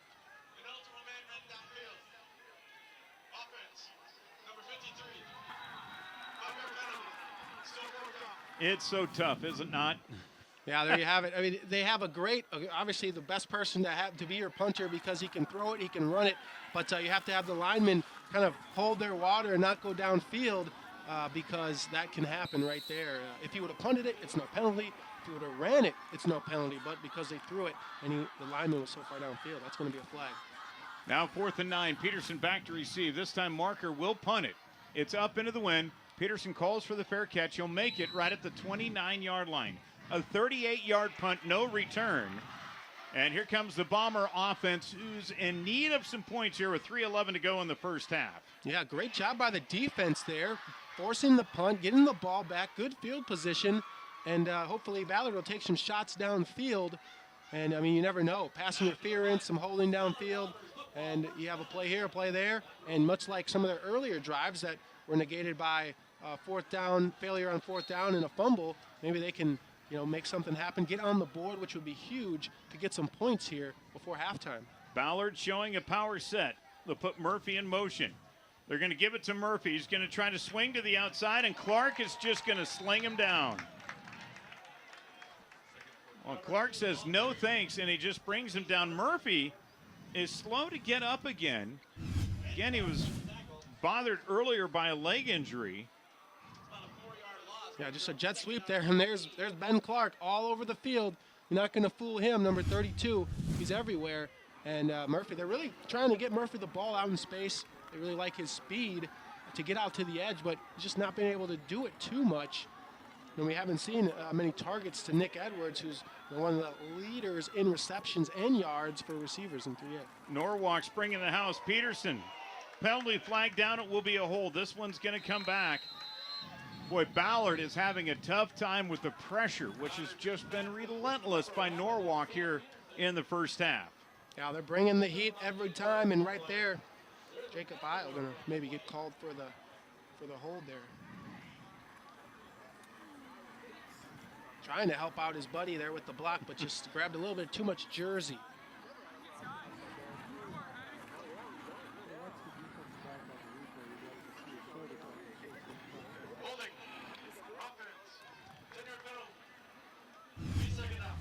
What you call a shakedown, strip down. Watch this. Watch the shoulder. Yeah, anytime you can see the pads coming outside of the jersey, the officials are going to throw that flag right away. Another one of those, oops, I missed my guy, got to reach out and grab, and then you just grab a little bit too much. And kind of, those can be drive killers. Now it's 2nd and extremely long. And for Jacob Eiley, I'm sure he's saying, if I'm going to get caught, I'm going to make sure it counts. 2nd and 24, or 23, excuse me. Drew, with some time, throws it down the field as a man. It's tipped up and nearly picked off. Boy, getting his fingers on the ball was Nick Edwards. He couldn't haul it in, but Ethan Vederick was in really good coverage position for Norwalk. Yeah, double coverage there, but Drew choosing to throw into it, and a great job almost playing defense. right there. Nick Edwards just tipping it enough so that Vederick couldn't get that ball. And if Vederick gets that, I mean, he's clear sailing for a touchdown. Vederick all-state selection in 2018. He's just a great job roaming the secondary out there, and definitely wishes he could have gotten that pick. So here we go on 3rd and 23. Trips to the top of your screen. Drew looking to roll that way. Steps up with pressure, and a penalty flag will come out. This is going to be against Norwalk. But now the official saying, no, it was deflected.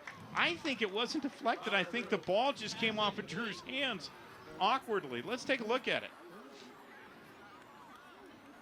Let's take a look at this. They're going to wave off the penalty flag. Let's watch this. Is the ball deflected? Oh, yeah, it was. At the line of scrimmage there, just tipped enough. Ethan Stockwell. Stockwell getting his hand up, and good thing he did. Active hands. D lineman doing a great job of, if you can't get to the quarterback, get your hands up, be active. You never know if you can get a tip like that, and it definitely negates the pass interference because of the tip. Scott Anderson now deep back to receive. Drew will drop back to punt here. It's a low snap, little pressure, and Peterson's going to take it at the 49-yard line, looking for some blocking. Boy, trying to get to the outside, and we'll just go out of bounds at the 41-yard line. 35-yard punt, 8-yard return. Norwalk has a $1.34, but no timeouts left to go before the end of the first half here. Yeah, Norwalk used all those timeouts in the first quarter to gain advantage because of the wind. But real good field position here anyways to try to put some more points on the board before halftime. The wind is starting to die down. Mason Lucas, the kicker for Norwalk, has really good leg strength, obviously leading the state in touchbacks in 3A. How close do you need to get?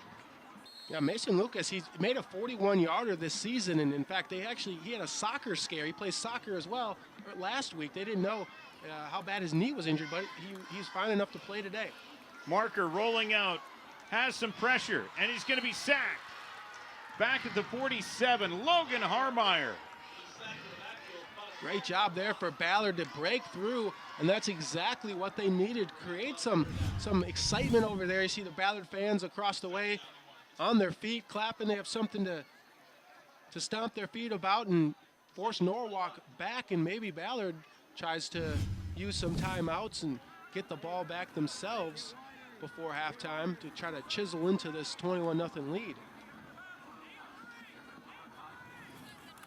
Marker gets the direct snap, trying to make something happen. There's a penalty flag down. Marker at midfield. Continues downfield to the 40, still on his feet. Marker making an amazing run. First down and more, if it will count. He's at the 30 to the 25-yard line. 29-yard gain, but it looks like this one may come back. Yeah, until we find out what the flag is, an incredible run by Marker. We'll see if it's coming back there, like you said. There's a great ability to make people miss.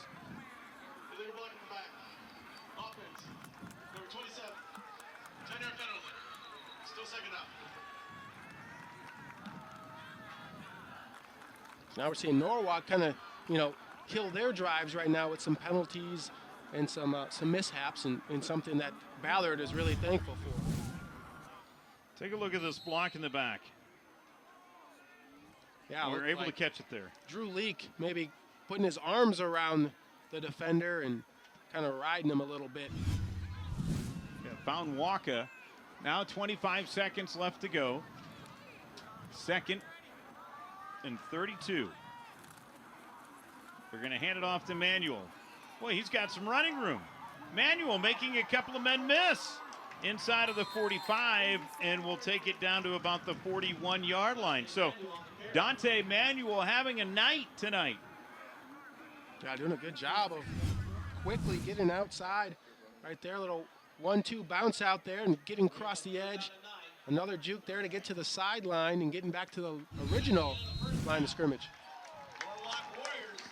And so that will be the end of the first half. Norwalk 21, all in the first quarter, as they knock down Ballard in the first half. What a half for the Warriors. We'll be back with more here on MC22.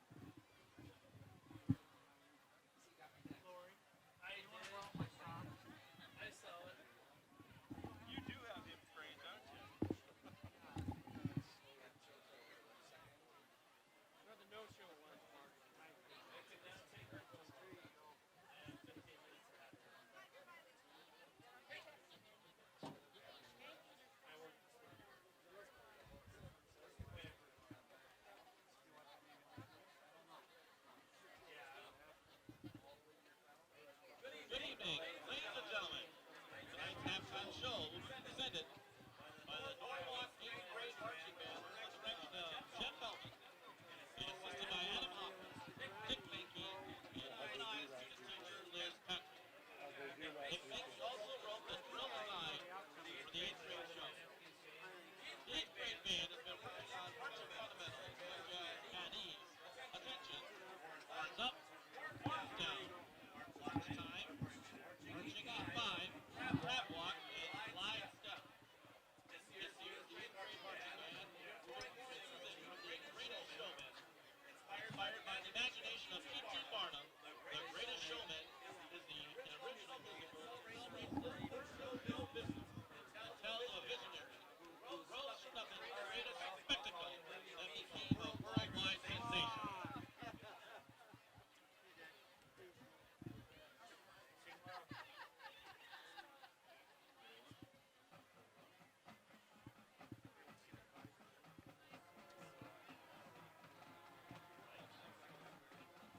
That's my daughter right there. One of the farthest from the camera, but the first row.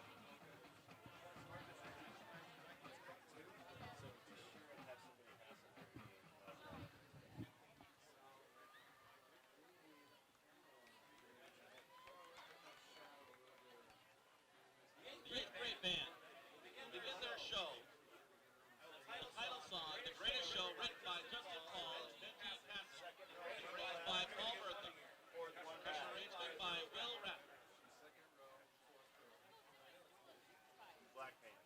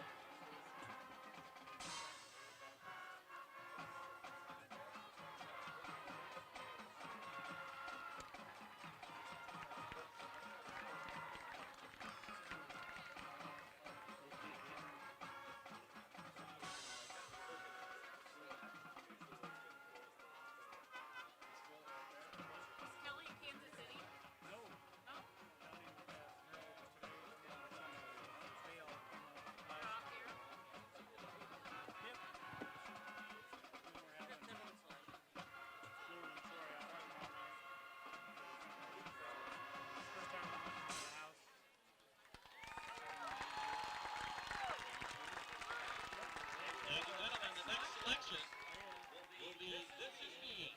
This song will feature a Troubled Soul by Vincent Martin.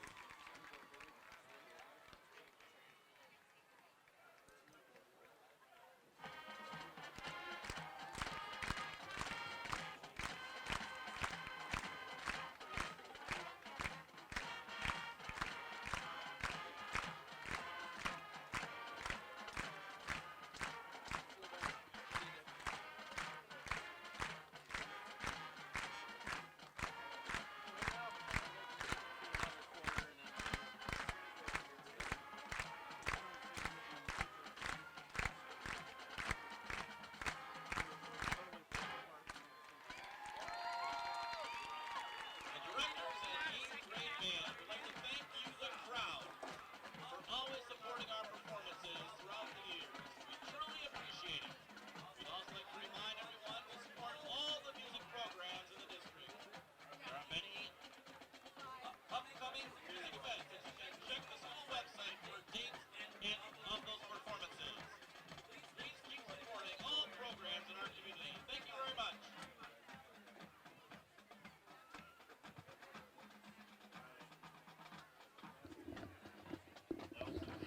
We're about ready to get the second half underway as you're watching the Carl Chevrolet Iowa High School Football Game of the Week here on MC 22.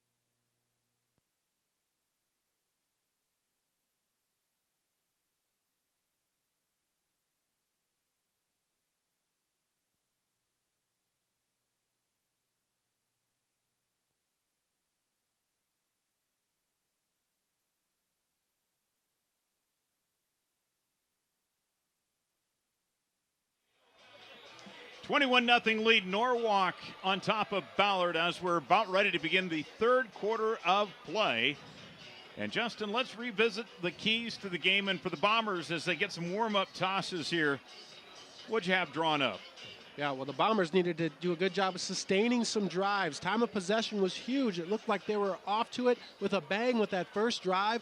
They weren't able to get a field goal. That win was just brutal. And then the turnover happened, but that was big. And then bend but don't break. You know, if Norwalk is going to put up points, they're going to get yards, but you just can't give up the big play. And they've been gashed with some big runs from Manuel and the quarterback, Zach Marker, today. And for Norwalk, Yeah, offensive efficiency. No turnovers for Norwalk. Marker making smart decisions in the passing game and the running game, and then turn up the pressure. We've seen Connor Drew scrambling quite a bit tonight, not able to get back into a 3 and 5 step drop at all. He can't set up his feet. He can't find his receivers, so he's forced to try to deal with that pressure, and Ben Clark especially coming from that linebacker position. so there's a good look at Zach Marker and this Ballard team as they elect to choose sides. So Ballard wants to, well, the wind has pretty much died down, so it's somewhat of a non-factor, believe it or not. As much of a factor as it was to begin the game, the wind has subsided a little bit. So Ballard will be kicking it off to Norwalk. Deep back to receive will be Scott Anderson and Ethan Carlson. And Obi Soash will be kicking it off here for the Bombers. I think the Bombers can take some momentum from that end of the first half. They were able to stop Norwalk after Norwalk was able to score on 3 consecutive possessions. Norwalk then had to punt, and then it was the end of the half. It looked like they were probably going to have to punt because their drive wasn't doing so well. But hopefully they can use some of that momentum and keep that defense going. Looks like they found some rhythm late in that second quarter. Soash will kick it off to Peterson. He's from his own 10. Has some room past the 35 and will run the sideline, and what a scat back. He's inside of the 40, still on his feet, and will be stepping out of bounds at the 32-yard line of Ballard. Wow, a 58-yard return, and Norwalk is going. How about that return here for Scott Anderson? Yeah, Scott Anderson using his speed. This guy is well known for that on the track and field. And during the summer, spring, 7th in the 100-meter dash, 4th in the 4x100 relay.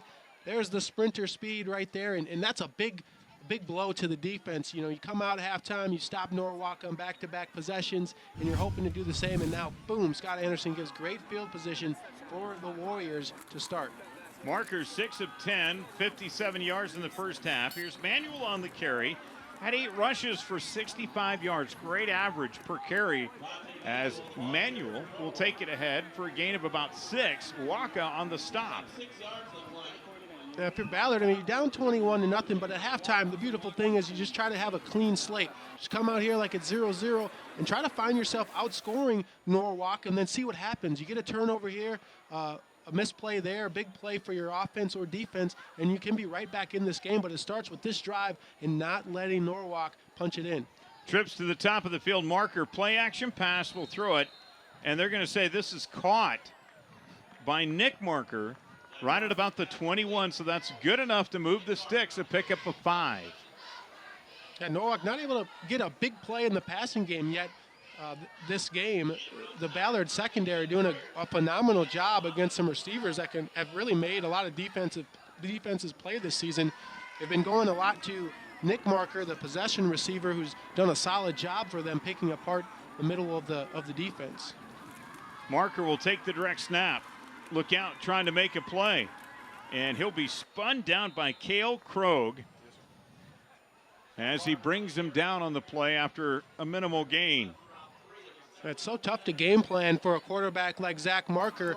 You take away the big pass over the top, but he's able to use his legs in the running game. So, if Norwalk has a typical drop-back passer, this game's a lot different. But because Marker is able to run that football with his legs, bring it down, even if his receivers are covered, it's just multi-dimensional. From the 17, they're going to hand it off to Manuel. And Dante, boy, he's going to be taken down right at the point of attack nearly. Gets to the 15. What a tackle there by Sam Salasic. Now, we haven't said Salasic's name too often, but this is a guy number 2 in 3A in total tackles, 77 on the season. This guy is a real threat on the defensive side, and they need him to come up big here, especially on these next few downs. 3rd and 4. Marker with trips to the bottom of your screen, and somebody moved. Who's going to be the guilty party here?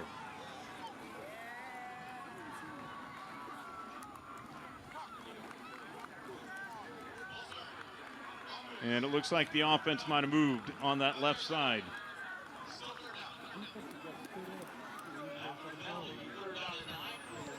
A big opportunity here for Ballard's defense. Whole bend but don't break mentality. 3rd and long situation, and you just have to make sure that you don't give up that big play and force them to make a field goal. Nick Marker moving it around. The shot to the end zone, and it's caught. Touchdown. His 2nd touchdown of the night, Ethan Carlson. This one from 22 yards out. And how about that? Norwalk on the board to begin the 3rd quarter again. Yeah, rolling out to his left and then throwing right. Not an easy throw to make, but right on the money to Ethan Carlson. That's been a connection that has worked so many times this season.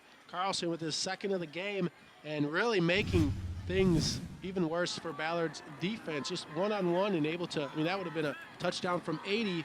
No one was behind there to stop him. Lucas's extra point is up and good. Caps off a 5-play, 32-yard drive that was set up by the excellent kickoff return of Scott Anderson of 58 yards. And Marker, yes, celebrating yet another touchdown pass on the season. Boy, 3 touchdowns tonight, 17 for the year.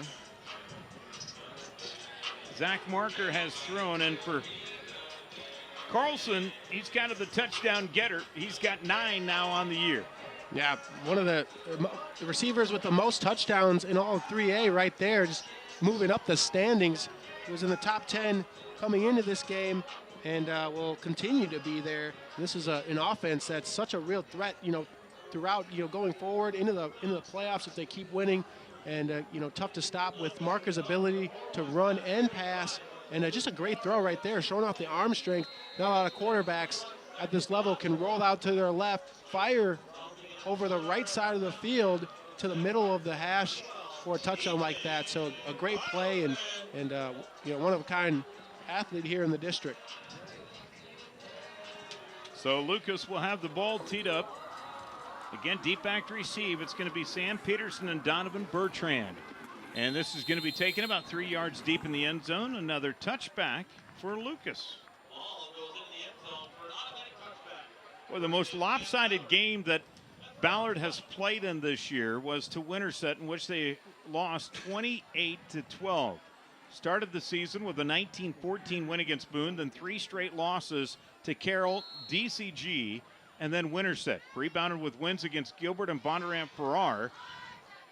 And that's where it leads to us right now. Just some mistakes early on, but Norwalk is really lathered up tonight. And they try to keep it on the ground, and really going nowhere that time is Blaine Herman. Well, the defense gave him no wiggle room. Tyler Gearhart able to polish him off. Yeah, Norwalk really showing why they're one of the top in the class of 3A.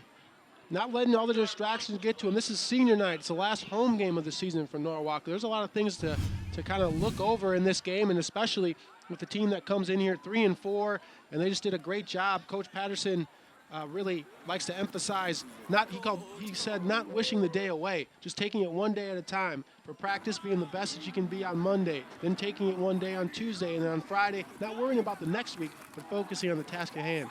A 4-yard loss going to be met with another 3-yard loss. This time Drew dropped back in the backfield by Ben Clark.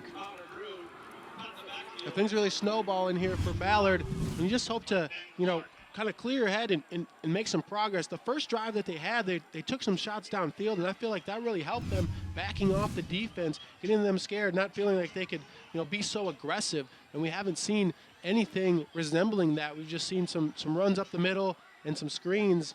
And with this type of deficit, you like to see Drew kind of take some shots to Sam Peterson or Nick Edwards, who came into the game top 10 in yards and receptions in 3A. Now the pressure on over the middle. This is going to be caught by Murphy, and he's right near the marker. Boy, had to pick up 16, and it looks like he's going to be a little bit short for Ballard in the first half. Well, they're down 28-0. They got to go for it here, right? Yeah, go for it right here, and great job there by Murphy. Just find a little soft spot in there, and Drew able to put it in. He has the arm strength to find receivers downfield, and maybe they'll find something here against the defense. Just kind of, you have the option, two-way option, quarterback sneak, a big quarterback, 6'6". He had some success on quarterback sneaks, especially when you spread the offense out. Norwalk stacking the line. Drew underneath center, and I believe Ballard's going to burn a timeout here. Smart decision. Norwalk was really stacked up with the black jerseys, expecting that quarterback sneak. So 4th and 1 when we return for Ballard.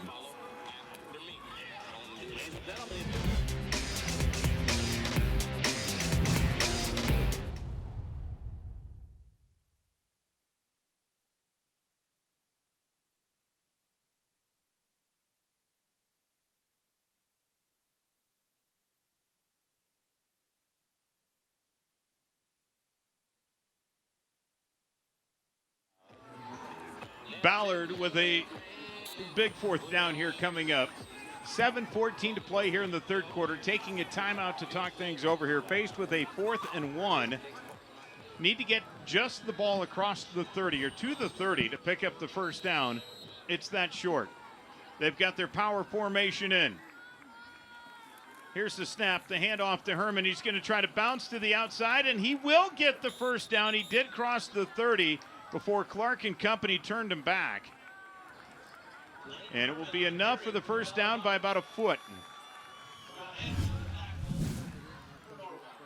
Yeah, great job by Herman here. Knowing where the marker was, wasn't trying to, make something exciting, make a big play, just get a yard or two, and a great cutback there. A new life for Ballard on this drive. So 1st and 10 from the 31. Connor Drew tonight passing. 3 of 9 for just 22 yards, well under his season average. The pressure has been relentless. They'll keep it on the ground. Here's Drew, biggest run of the night. 1st down and more as he's tacked from behind. Picks up 13 yards on the play. Ethan Bederick on the stop. Yeah, great job by Drew.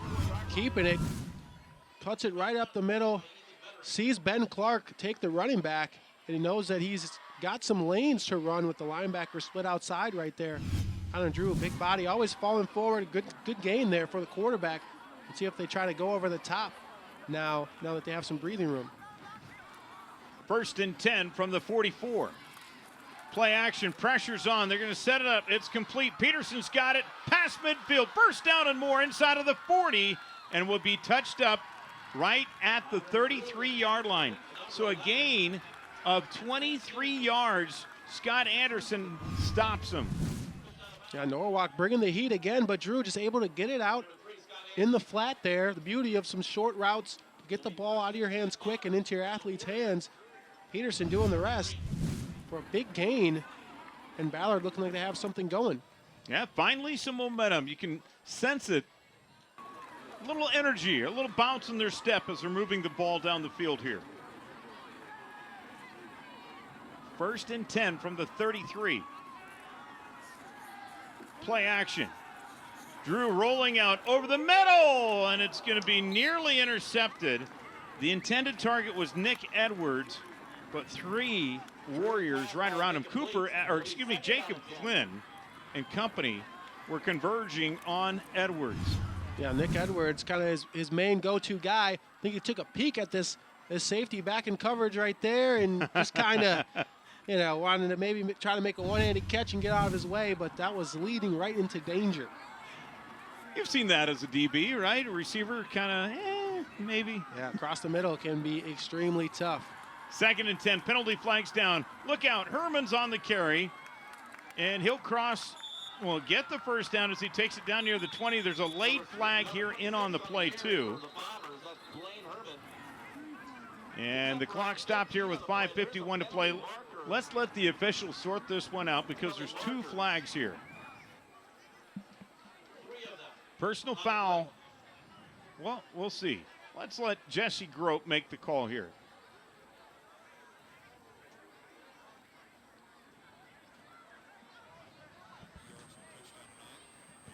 But they only have so much time to talk things over. He's got to figure out what both flags are. and to let the crowd know here. 28-0 Norwalk. They had a 3-touchdown lead, a play in to the second quarter. Yeah, and this is the Ballard that we saw in that first couple drives of the game. Now kind of reinserting themselves, getting some momentum and having a drive. Of course, that first one was cut short by the missed field goal. Face mask, 62 defense, penalties decline. Personal foul, unnecessary roughness. Number 32, defense. That penalty is accepted. Half the distance to the goal. First down. Wow, that was a quick flag right away. And Paul Patterson's wondering, how could that be a personal foul right away? I mean, that flag was thrown immediately when Drew was dropping back to pass. And Coach Patterson is not happy with the calls. Can understand the face mask right at the end of the play, but maybe not so much the early flag, the first one that was thrown. So here we go. First and 10, or first and goal from the 10 for Ballard. They're going to give it off to Herman, and he's not going to go anywhere. Herman maybe lost yardage there as Clark. Take a look at how fast this flag comes out at the bottom of the frame here. That was the personal foul called on Clark prior to him tackling or going through at the play on the quarterback. So very interesting. Yeah, you don't see that very often. I mean, usually wait until the hit. It's like the official was forecasting something. So here we go. Second and goal to go from the 10. The pitch out to Peterson. He's going to try to stretch it out. Has a blocker in front of him, and Peterson will take it to the 5. So it'll bring up third and goal to go from the 5-yard line here for Ballard. Yeah, good play there. A little wrinkle. The first time we've seen that little pitch out to Peterson from the shotgun formation, and doing a good job of getting out to the edge. Norwalk looked like they were planning for something on the inside, maybe the quarterback to keep it like he has, and had some free space there for Peterson out on the edge. Now here we go, third and goal to go for Ballard.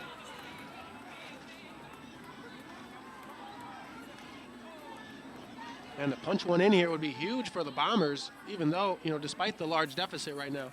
Drew, pump fakes, throws it to the end zone, and this goes incomplete.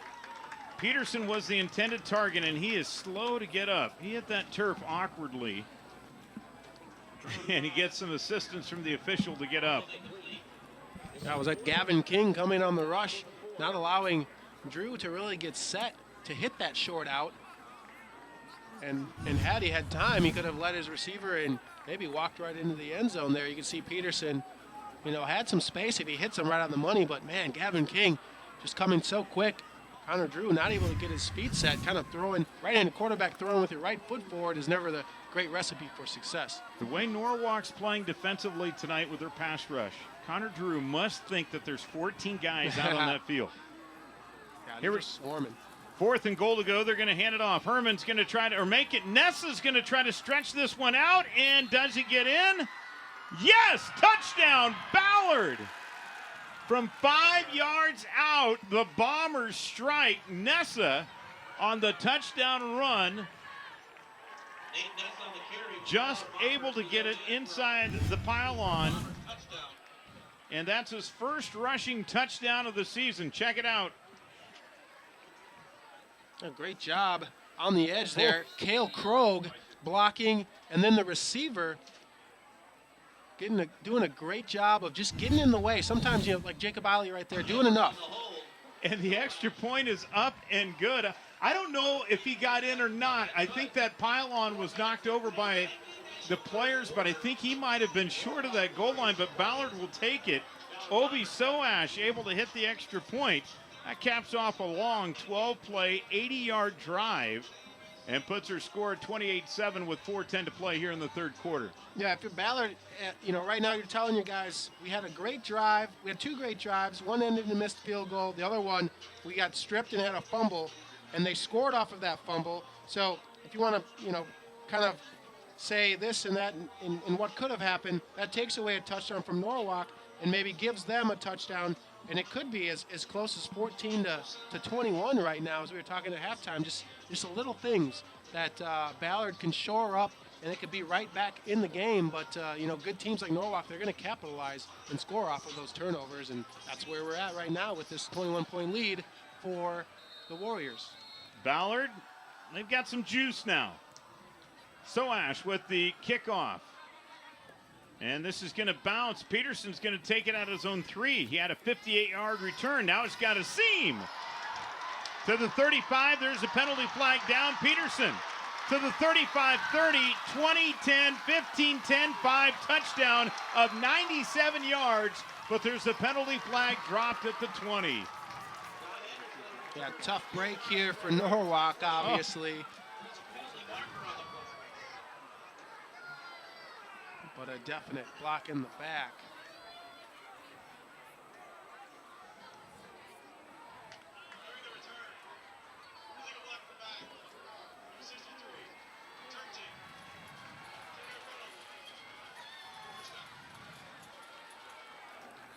So tough there, but exactly why, if you're Ballard, you never want to give up. Because now you have Norwalk inside their own 10, and a missnap here, fumble there, and all of a sudden you find yourself 2 possessions down if you can scoop and score or get the ball back. Here we go, 1st and 10 from their own 10-yard line. The toss sweep to Manuel, trying to turn it upfield, cut in the corner, and he'll be popped at about the 13-yard line. Great job of Ballard's defense, just pushing everything just towards the sideline, not letting Manuel cut that back or find some open grass. Really swarm into the football there on that play. And that's what a score can do. The defense comes out a little more motivated, trying to get the ball back for the offense after they saw what they could do, pushing the ball down the field and scoring. Salasic on that tackle, 2nd and 7 after the 3-yard gain. Marker with a bad snap, able to recover. Throws it here to the near side. He's got it to Nick Marker. Has the 1st down and more as he crosses the 25 up to about the 27-yard line. Logan Harmeyer on the stop. Boy, Ballard thinking, even when they have a bad snap and it's rolling around, finds a way to get it, and he looks up, and his brother's wide open on the sideline for the 1st down. Sometimes it takes a little bit of luck to be good, and, Norwalk is a great team, and that just worked out very fortunate for them. 1st and 10 from the 27. Here's Manuel. Dante making some moves as he picks up nearly 10 yards on the play. Will be enough to move the 1st down. Tripped up by Mason Murphy. Manuel's showing a little wiggle there, pulling off some moves like his quarterback can.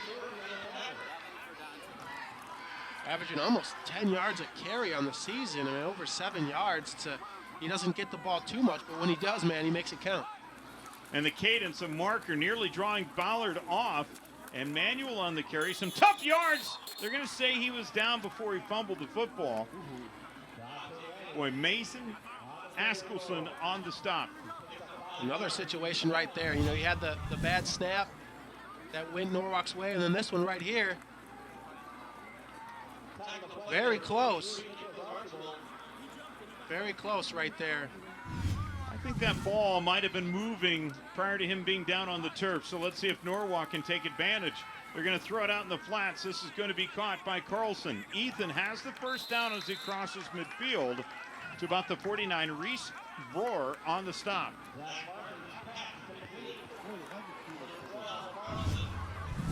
Look at the wide receivers. Justin, they can really block. Yeah, it's crucial to be able to get out there and not only just be a pass catcher, but to create some offense for your running backs and for other people. When you're blocking downfield, when receivers can hold their blocks and get their blocks, oftentimes a big play comes behind it. Play action, they're going to throw it out. Carlson makes a man miss, and he's got a lot of running room. Down that far sideline will be tripped up inside of the 25 to the 21. Mason Murphy on the stop, a pickup of 28 yards. There is a penalty flag thrown right at the 48. Great job there by the receiver, Ethan Carlson, to make that guy miss. Unfortunately, it might be coming back, but very athletic run after the catch for Carlson to make that big play. And I think, let's see, we might have an ineligible receiver downfield.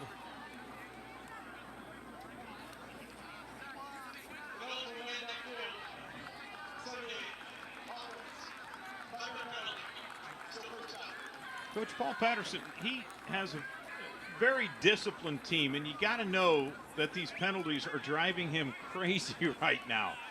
Minute 32 left to play here in the third quarter, and a 28-7 Norwalk lead.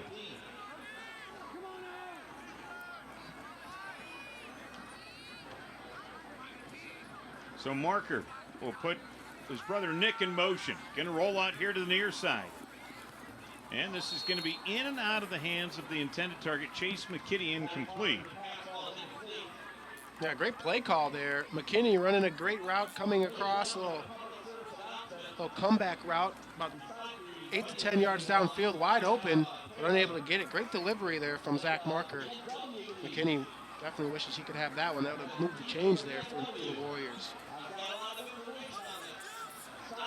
So now 2nd down and 15 for Norwalk, where they're having trouble getting set here. Play clock winding down.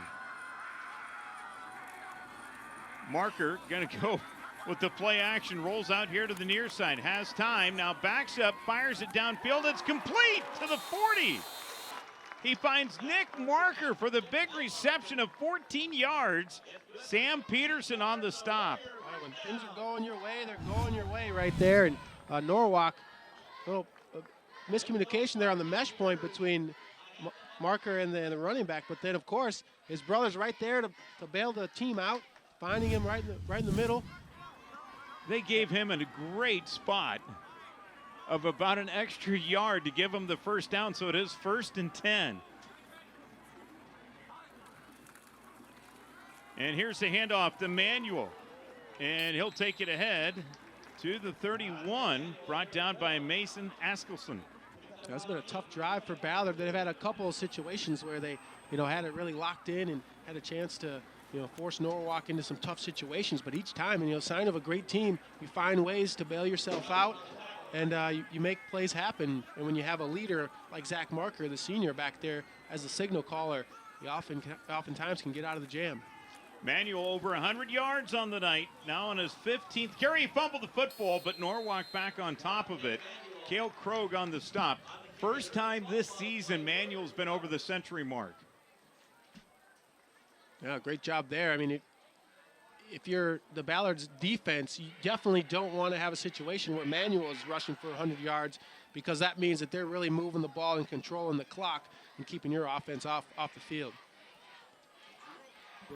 Drew Leak on the recovery. Norwalk going to take this 28-7 lead into the fourth quarter. When we return, they've got it 1st and 10. Ballard, though, getting on the board here in the third quarter with this run by Nessa to get him on the board.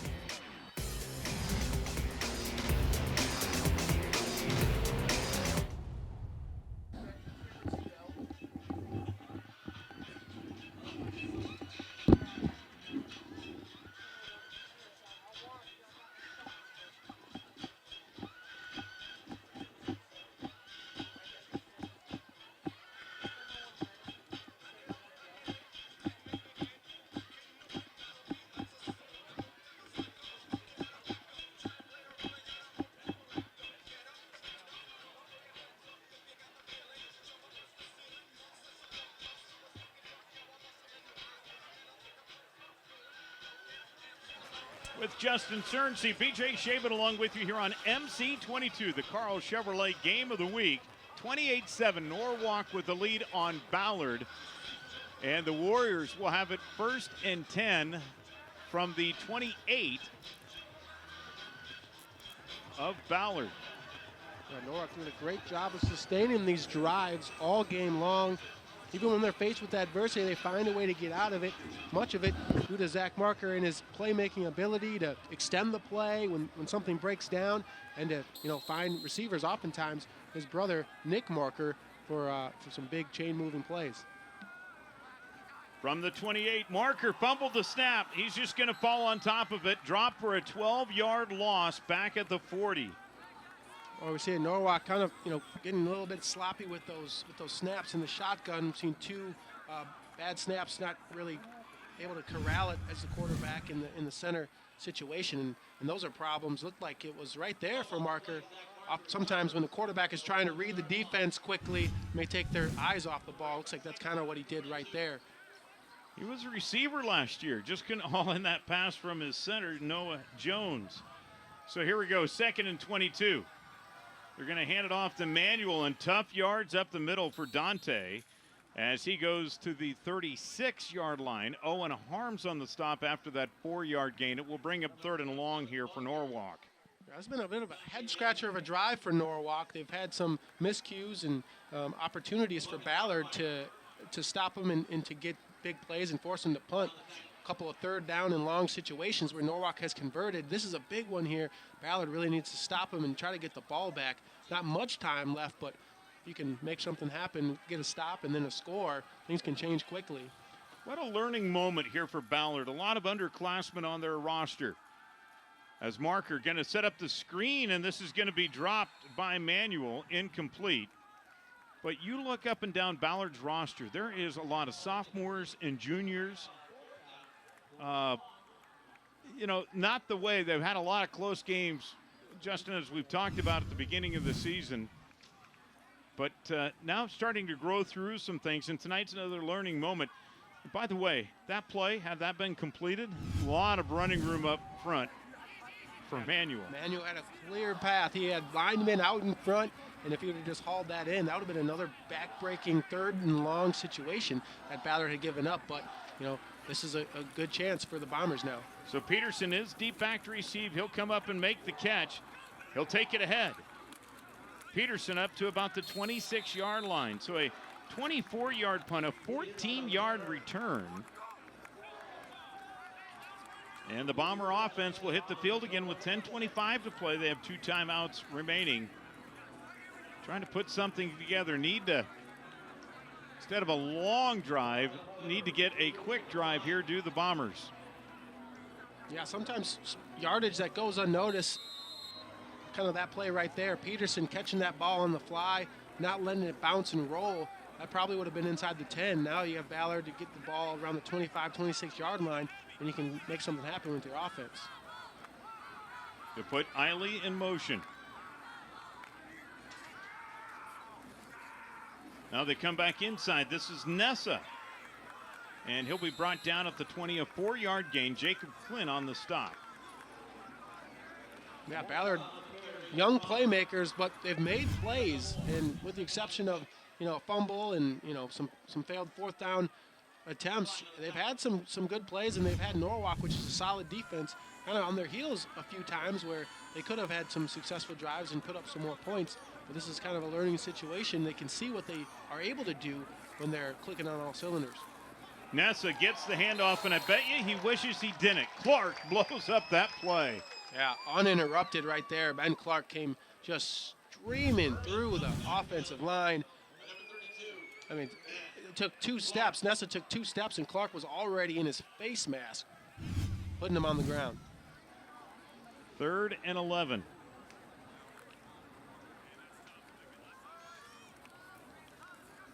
Twin set to each side here for the Bombers. Yeah, important 3rd down here for the Bombers to make something happen. Here comes the blitz. And it's going to be complete. Edwards with his first catch of the night. Takes it past the 40 and up to the 44-yard line. So a gain of 19. Grant Larson on the stop. Yeah, great deep curl there. And not many times that Drew's had time to set his feet and deliver it, but look what can happen when he's able to. Norwalk definitely not bringing as much pressure as they had. It was a 3rd and long situation. They were playing the pass, but Drew has the arm strength to deliver when he has the time to set up. Little misdirection. Here's Nessa on the carry again, and he'll go to the 48-yard line, tackled by Klin. Well, that was a tough situation on the edge here. Ben Clark, seemed like they collided almost helmet to helmet there off the edge. And watch this. Yeah, Blaine Herman, or nope. Oh, right there, yeah, almost helmet to helmet situation there. Ben Clark walks off the field on his own strength, but looked like he was banged up a little bit as well. And they are tending to that young man right now, trying to make sure that everything is okay. And it looks like Eiley Jacob slow to get up, the sophomore, as he took one on the chops there, and trying to figure out where he's at right now. Well, you don't like the way that head just kind of wobbles around, do you? No, not at all. Hopefully it's nothing too serious for him. And as well as, I mean, and they both kind of, Ben Clark got up shaking his head as well, kind of walking slowly off the field. Now 2nd and 6.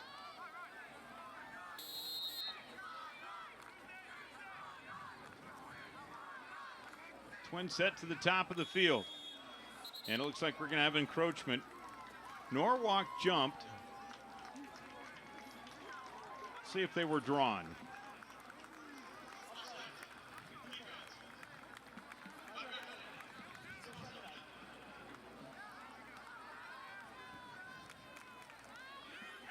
Short yardage situation here for Ballard. Good opportunity to sometimes, take one deep. You have a 2nd and 1 and 4 down territory when you're down this much anyways. Sometimes you can catch the defense creeping up in the middle thinking you're going to just run the football. From the 47, play action. Drew going to roll out, throws it down the field. Is this going to be caught? Yes. It's complete. Murphy on the reception. That'll move the sticks here for the Bombers.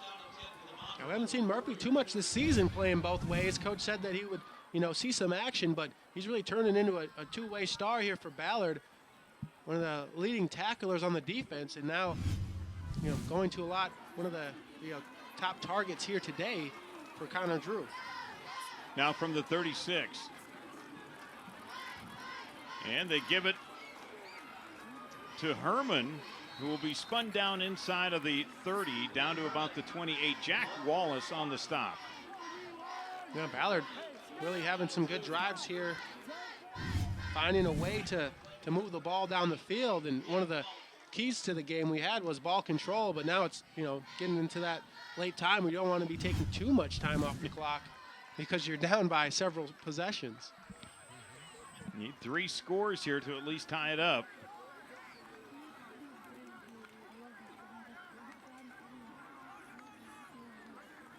Moving rather methodically.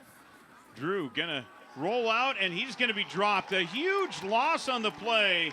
How about that? Christian Shihak on the stop as he drops him back at the 40. Yeah, great pressure here. It's almost like Drew may have thought that his receiver out on the edge there was doing some kind of pump and go, but he ran a comeback and never went towards the end zone, and so Drew held it expecting that. Almost like that's what they were trying to do, some kind of stop and go, but receiver just stopped. A loss of 11 on the play.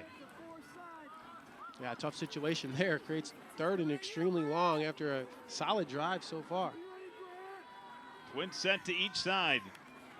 It's Murphy in motion. Drew with a lot of heat in the kitchen. He'll just unload it downfield to no one in particular. Incomplete.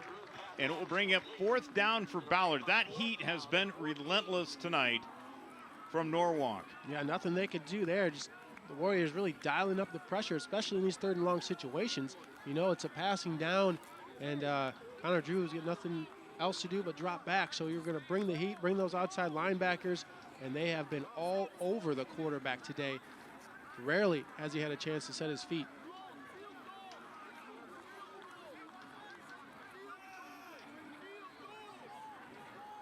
Nobody back deep for Norwalk. And Drew will punt it away. And this is going to bounce at the 10 and will be rolling into the end zone for a touchback. So a 40-yard punt, net 20. And Norwalk will get the ball back 1st and 10 from their own 20 with a comfortable 21-point lead. The one time that Connor Drew did not want to have a big bounce, ended up with one right there. Yeah, big time roll. Nice effort there on the cover team to try to get down there and make a play. But yeah, Reese Border just a little bit too late. Well, how about this next week here on MC22?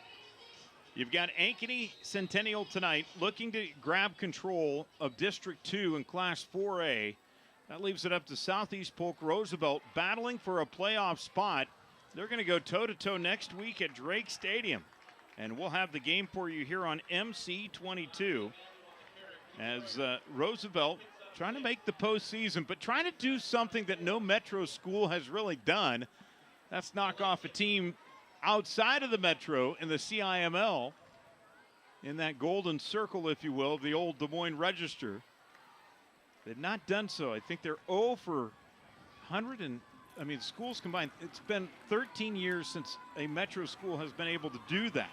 Can they do it next week against Southeast Polk? Tonight they had their chances against Centennial, but ended up falling 28-7. Here's Zach Marker on the return. His biggest run of the night past midfield into the 49 of Ballard. Marker, a 28-yard run as he's showing off his skill set here. That's why it's so important. You know, Ballard had a nice sustained drive, but to get points, because Norwalk's going to make you pay when they get the ball back, and they are great at controlling the football because of Marker's ability to run. They can eat the clock. They can hit you deep with an explosive play if they need to. But when you have a good drive against Norwalk, you're going to have to come away with points because they'll put some points on the board right back at you. Spot him at the 47, so add 2 more yards to that total. And Marker again is going to hand it off.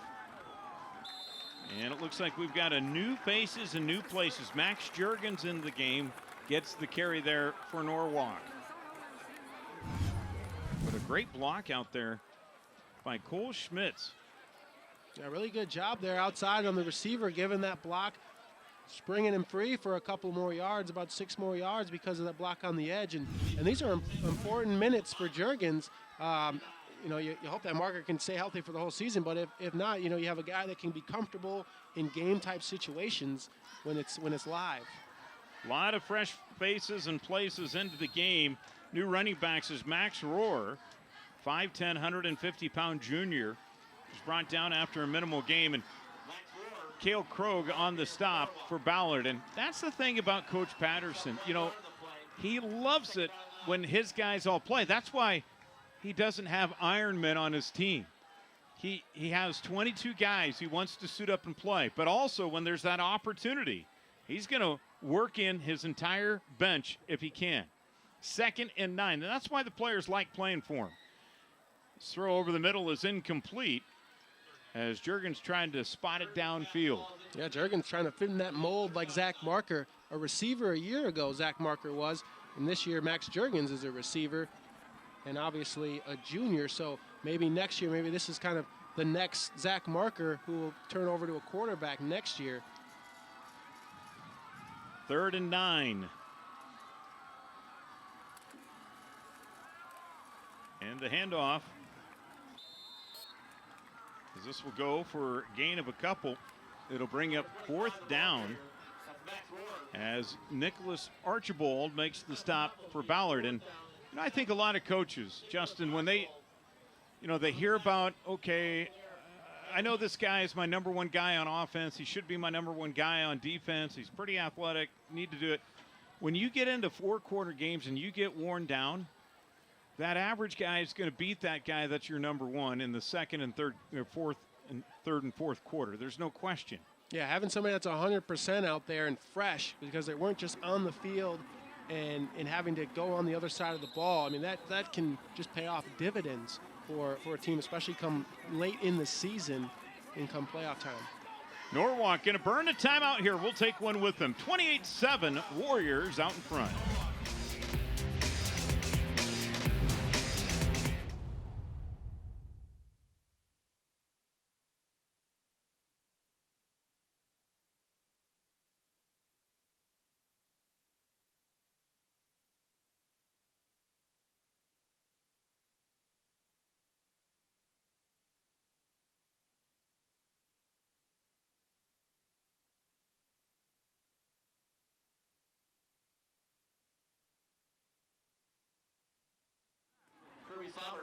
Faced with a 4th and 6, Norwalk leads it over Ballard with 4:43 to play. 28-7 our score here. Norwalk has really had this one in command after the first quarter, when they had a 14-0 lead. And now, check this out. It's going to be a 42-yard attempt for Mason Lucas. I love this play call to not go for it. Give your kicker a chance to kick a long field goal. Longest of the year was 41, and this one's going to be up and no good. It just missed under the crossbar, and I think he just missed hitting that one hard or square. I think he might have been a little high on the ball. That was into the wind a little bit. But the wind not as big of a factor as it was at the beginning of the game. Oh, good attempt there. As long as the season 41, so just a little bit longer than that. And important reps, because there's going to be games once the playoffs come where it's going to come down to a field goal, and you're going to need him to Mason to have those attempts and to see obviously the distance was there, whether or not the wind or something played a role in kind of knocking that down and going left as well. But kind of some confidence there. Just see what he can do, because they're going to need him. 1st and 10 from the 20. Ballard going to keep it on the ground. And Cale Brandow with the tackle. Boy, as Herman tried to bust free. And for Ballard, I mean, you can come out of this game. There's still more to play for. You never know what can happen in these couple of weeks. If Norwalk, drops a game and you keep winning and you end up sitting there kind of, right with them, you don't want to give up on this season just because you got beat by Norwalk. And Herman not going to go anywhere. The Warriors really fired up with this group that's in there. Hayden Havoc on the tackle. When you think about it, too, for Ballard tonight, just 15 pass attempts, 6 of 15 for 81 yards. This is a season low for pass attempts for the Bombers. Yeah, you wonder if maybe, we are, late in the season, and you wonder if some of their playmakers are completely healthy, just because we haven't seen too many shots downfield to a guy like Nick Edwards, who normally gets a lot of chances. Here's a pass to Murphy, and this is underthrown and complete. And we'll bring up 4th and 10 here for Ballard.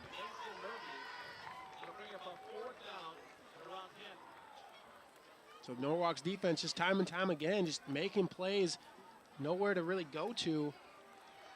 And Connor Drew just kind of running for his life out there. You think, oh, well, the receiver's open. Well, does the quarterback have time to actually find the receiver? And it's been hard for Connor Drew. The front seven for Norwalk is just that good. And one of the reasons why they're ranked in the top 10 when you look at the RPI rankings for Class 3A. Well, Ballard can bring everybody back for next year. Drew's going to throw the ball downfield, has a man, and he wasn't looking for it.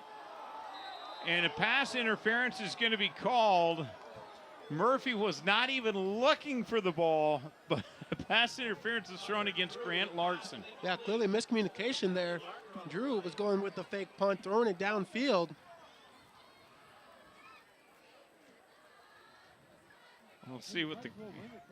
Yeah, why not? Let it fly here.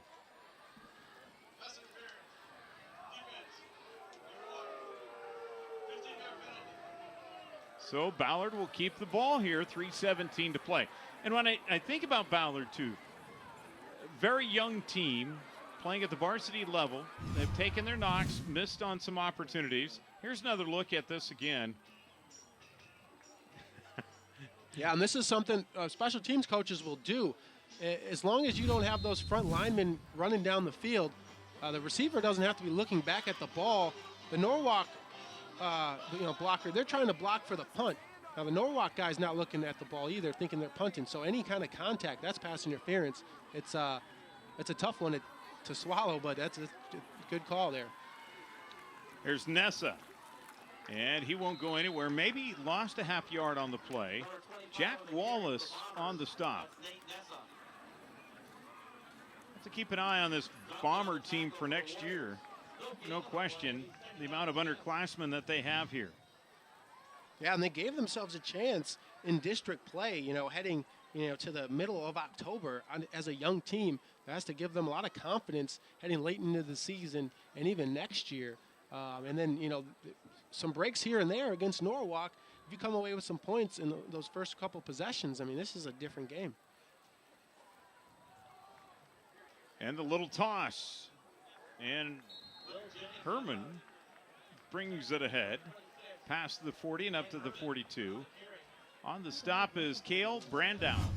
Yeah, Herman's really shown some burst today. He's had some big gains against Norwalk, and when Norwalk looks at the video of this game, they were gashed with some big runs from Nessa and from Herman today.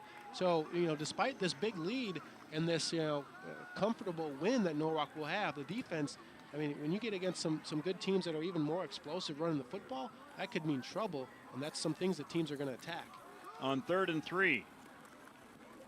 Well, penalty flags thrown all over as Drew is brought down on a sack, and I believe this is going to be against Ballard on the hold.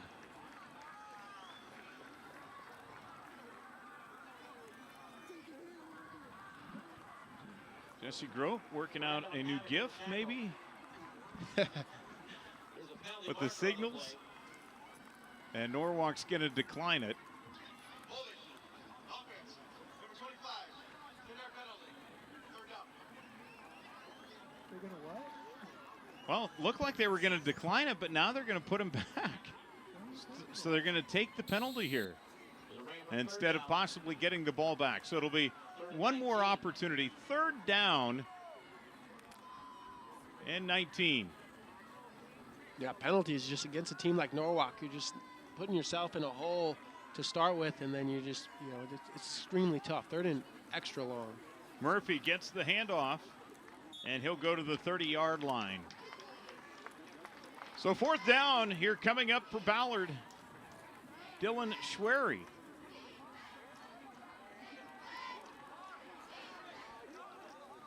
Able to make the stop here for Norwalk.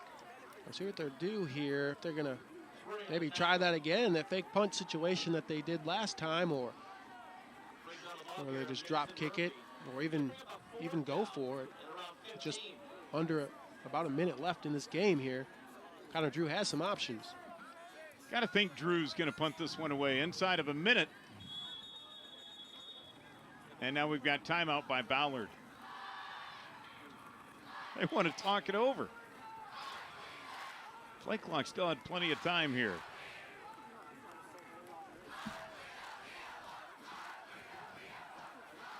So, 52 seconds left to play. The Class 3A rankings coming up here as we see Western Butte, Solon right at the top. They're 1 and 2 in the RPI too as well. Then Sergeant Bluff, Luton, North Scott.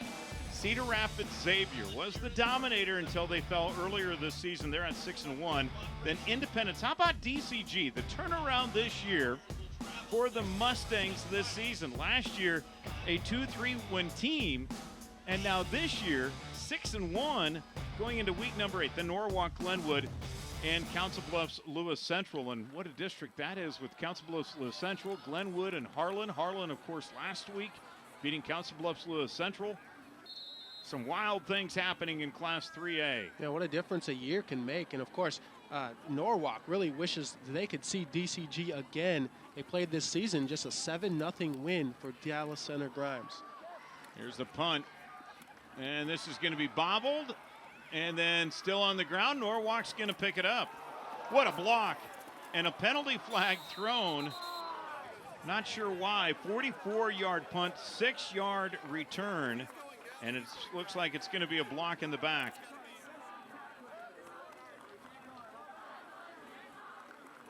Yeah, I think it was minutes for maybe some other guys. An excessive block here because that was face on face, a crackback.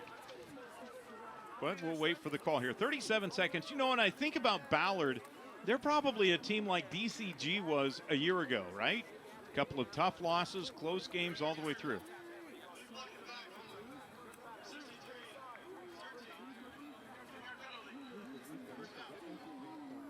Let's take a look at this again. And as you watch Mason Murphy right there. Yeah, it was kind of on the side.